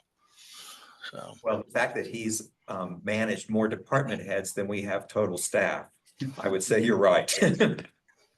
Mr. Mayor, what's your perspective of the board becoming the change agent? How, it's one well, thing to okay. say that, how do we actually get it done?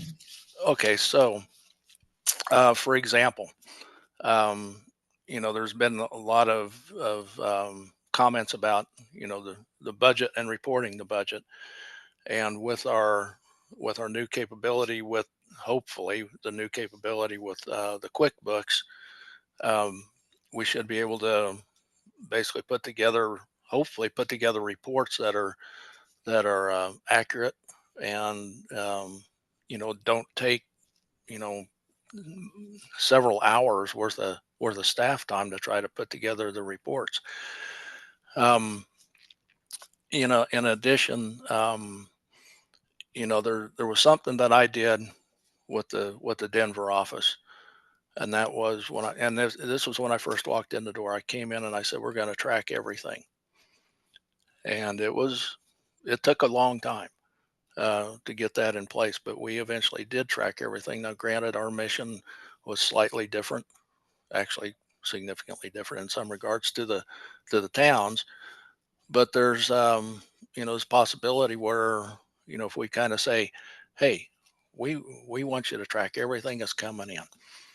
And that goes from anything like on kudos and concerns to our board directives to our projects and our grants. And it's basically you try to throw together hopefully a fairly simple and straightforward spreadsheet to try to track everything and get the visibility on it. So when I say change agents, the board can go in and definitely have some influence on that.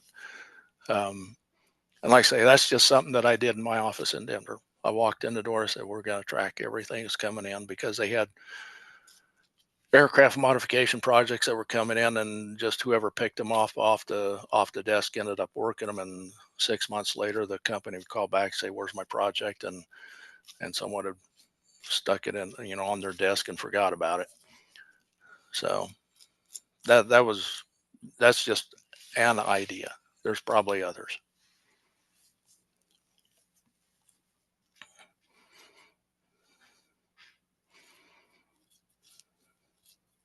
Okay, so we're in executive session. We're not going to make a decision. Do we need to have a special meeting called? Back in the regular session. Okay, so we're going to make a decision tonight Yeah. in terms of extending. Okay, very good. I just want Sounds like clarity. we can reach a general consensus, and then however you want to proceed on from there. If you want to go ahead and just have someone work directly with them to negotiate the dollars, but yeah, sounds like we can come to a general consensus here. Yeah, you don't have to go out into regular session and do anything formally, because that happens when you approve the contract finally. What you should just do is, it's weird with these executive sessions like this, because this is a little different than some other executive sessions. You can select who you think you want to make an offer to. the amount of the offer, any other terms, and then just direct whoever you want to direct to convey that. And that, you don't have to vote on it. You have to just come to a consensus. And so, and then if it all comes together and it works, we'll have a contract ready for you at an upcoming meeting that you would actually approve formally in public.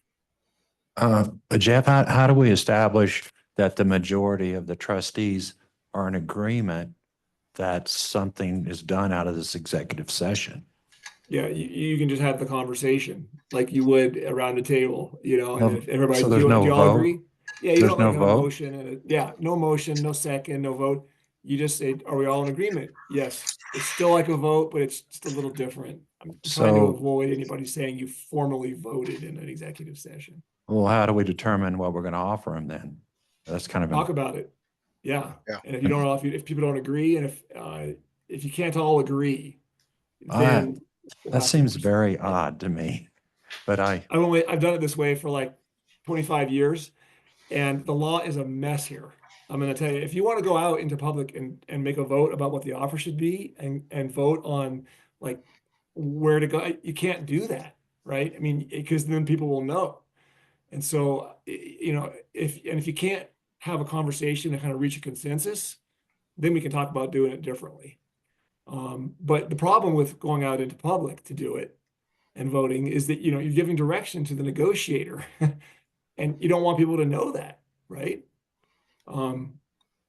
So it's up to you all how you want to do it, but I mean, I tell you, it's better just to do it in executive session, have the conversation like adults. You don't have to raise hands and vote formally. And if it's not going to work, well, then we can have another conversation. But we also need to decide on whether we're doing an interim process or formal. I'm okay with the interim. Me too. likewise. I don't see any upside to doing it another way. Yeah. And we can, as far as salary, we can do a range to the negotiator, and you always start off with the low end of the range. I think, we advertised 85 to 115, I think. I wouldn't want to go in starting out more than 85, but what would be the top end of the range? I would like to see no range unless it comes back to the board again. I'd start them out at 85. Well, it's everything negotiation. You offer it to him, he can counter whatever he wants. That doesn't mean he gets it. Right, Right. but I want the board to decide, not. Well, I Could think you guys make sure you're speaking into the mic so I can hear you? Sorry. Yeah, I just feel like if we could give you a range from 85 to 95, it's going to wind up at 95. So. No, I wouldn't want to go that high for a range. I would think more like 85 to 90, and you go in and try to hardball on 85. Yeah, I would like to, and I was going to even be less conservative, give you a $3,000 wiggle room before you came back to the Yeah. board. 85 85 to 85 to 88. 88 and say, That's totally cool too. He's not, in that. my opinion, he's not a 90,000. He's not at 90. Well, everybody seems to agree with that, 85 to 88.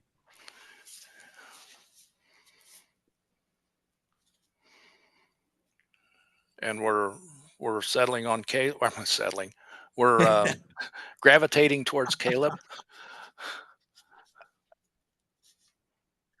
So you didn't say anything about the interim process or the formal. I still think we can do a formal because of the time of the year, and it's not going to change anything because everybody's going to be on vacation, and I can't start till after New Year's, or I got to have the week off of vacation or Christmas, so I'll go either way, but my formal vote would be to follow the formal process. Thank you.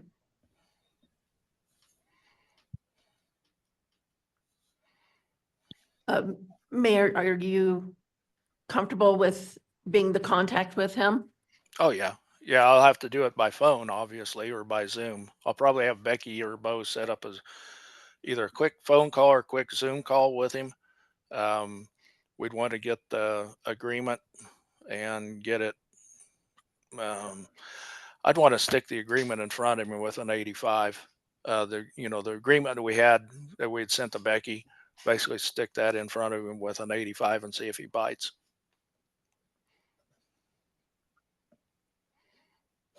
What was the starting date?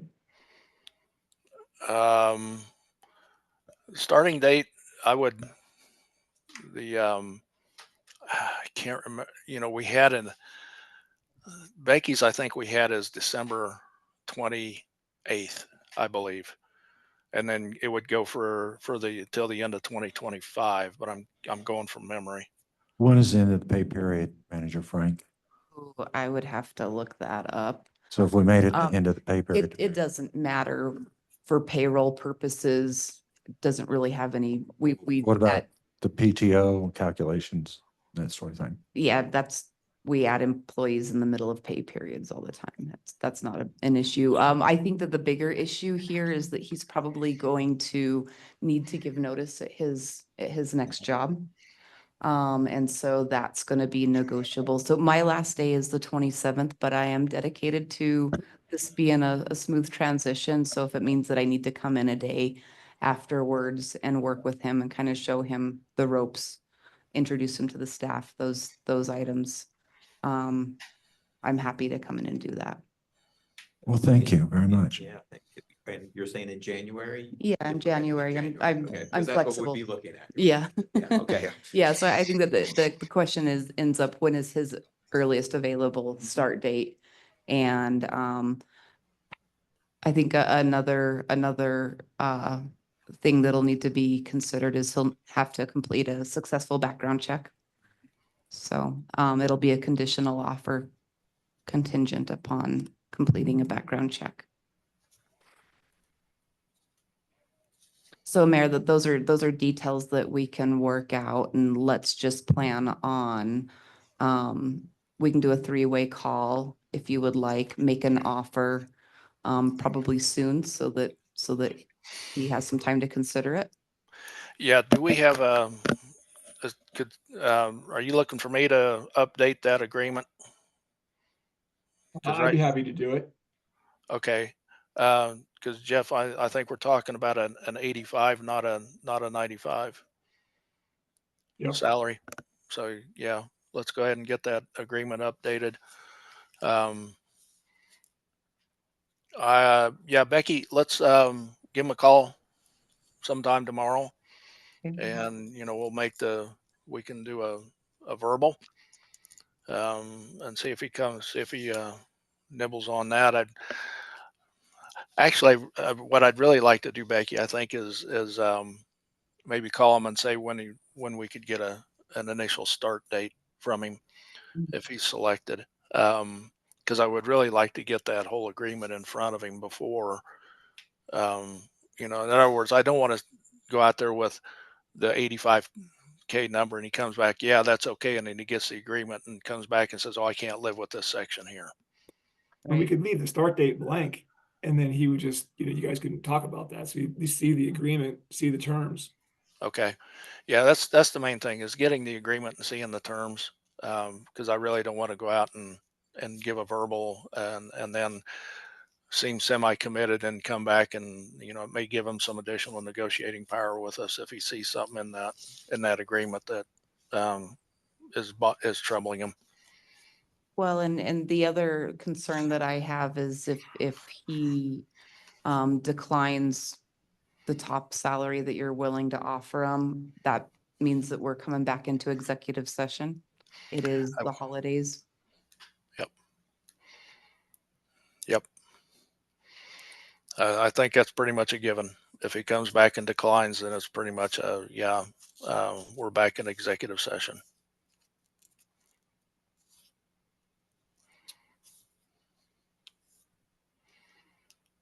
Anything else? Can we have a summary? Just so, since we're not, it's really strange not voting and not exact, knowing exactly what's going down in such an important transaction.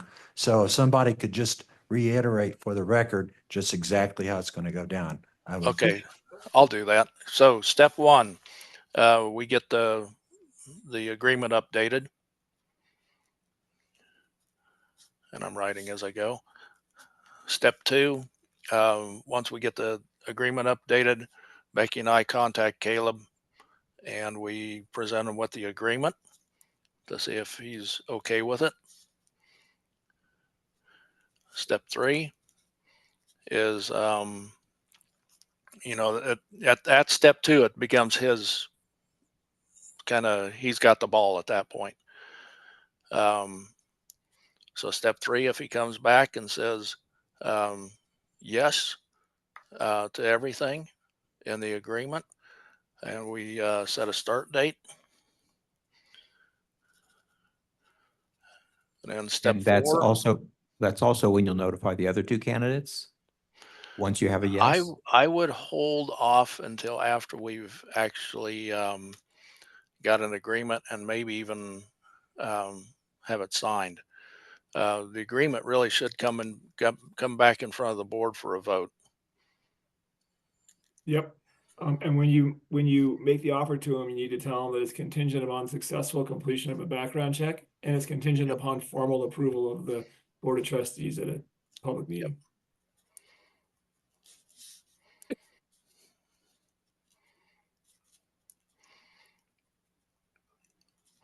And what it's usually I recommend that, you have the individual sign it. So the contract that's coming to you at your public meeting is signed by him and Yep. ready to go. That's what I would like to see.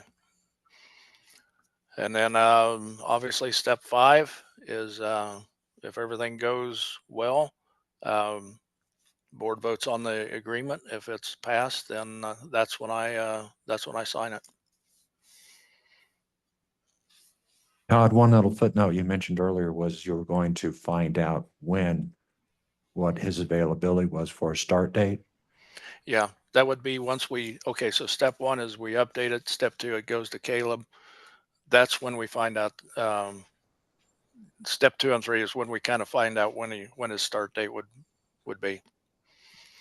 We get the agreement updated back to the board, and then board votes, and we go from there. If he accepts. If he doesn't, we're pretty much back in exec session. Correct. And am I going to make the term of the agreement until December 31st, 2025? Yes, please. Okay.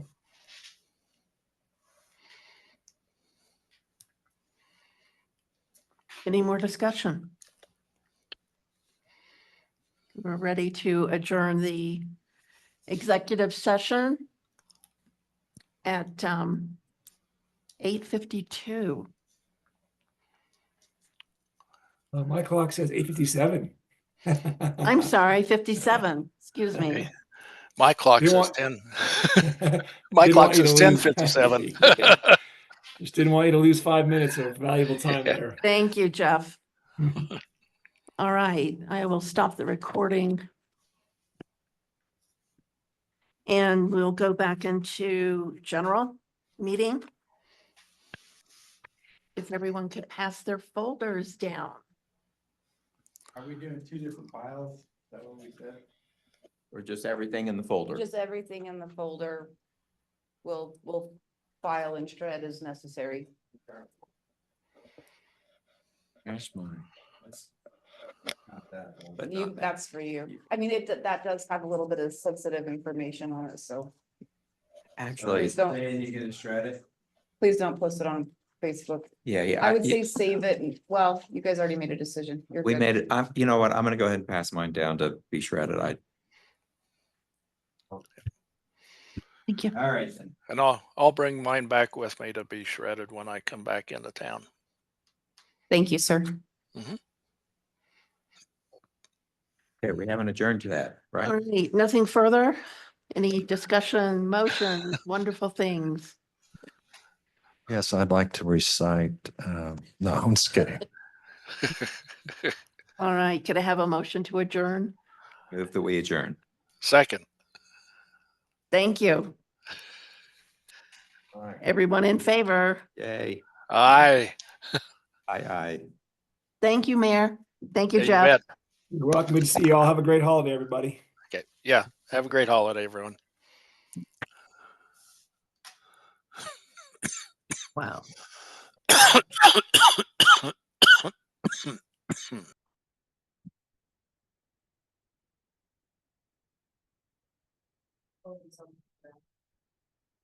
Thank you, Becky.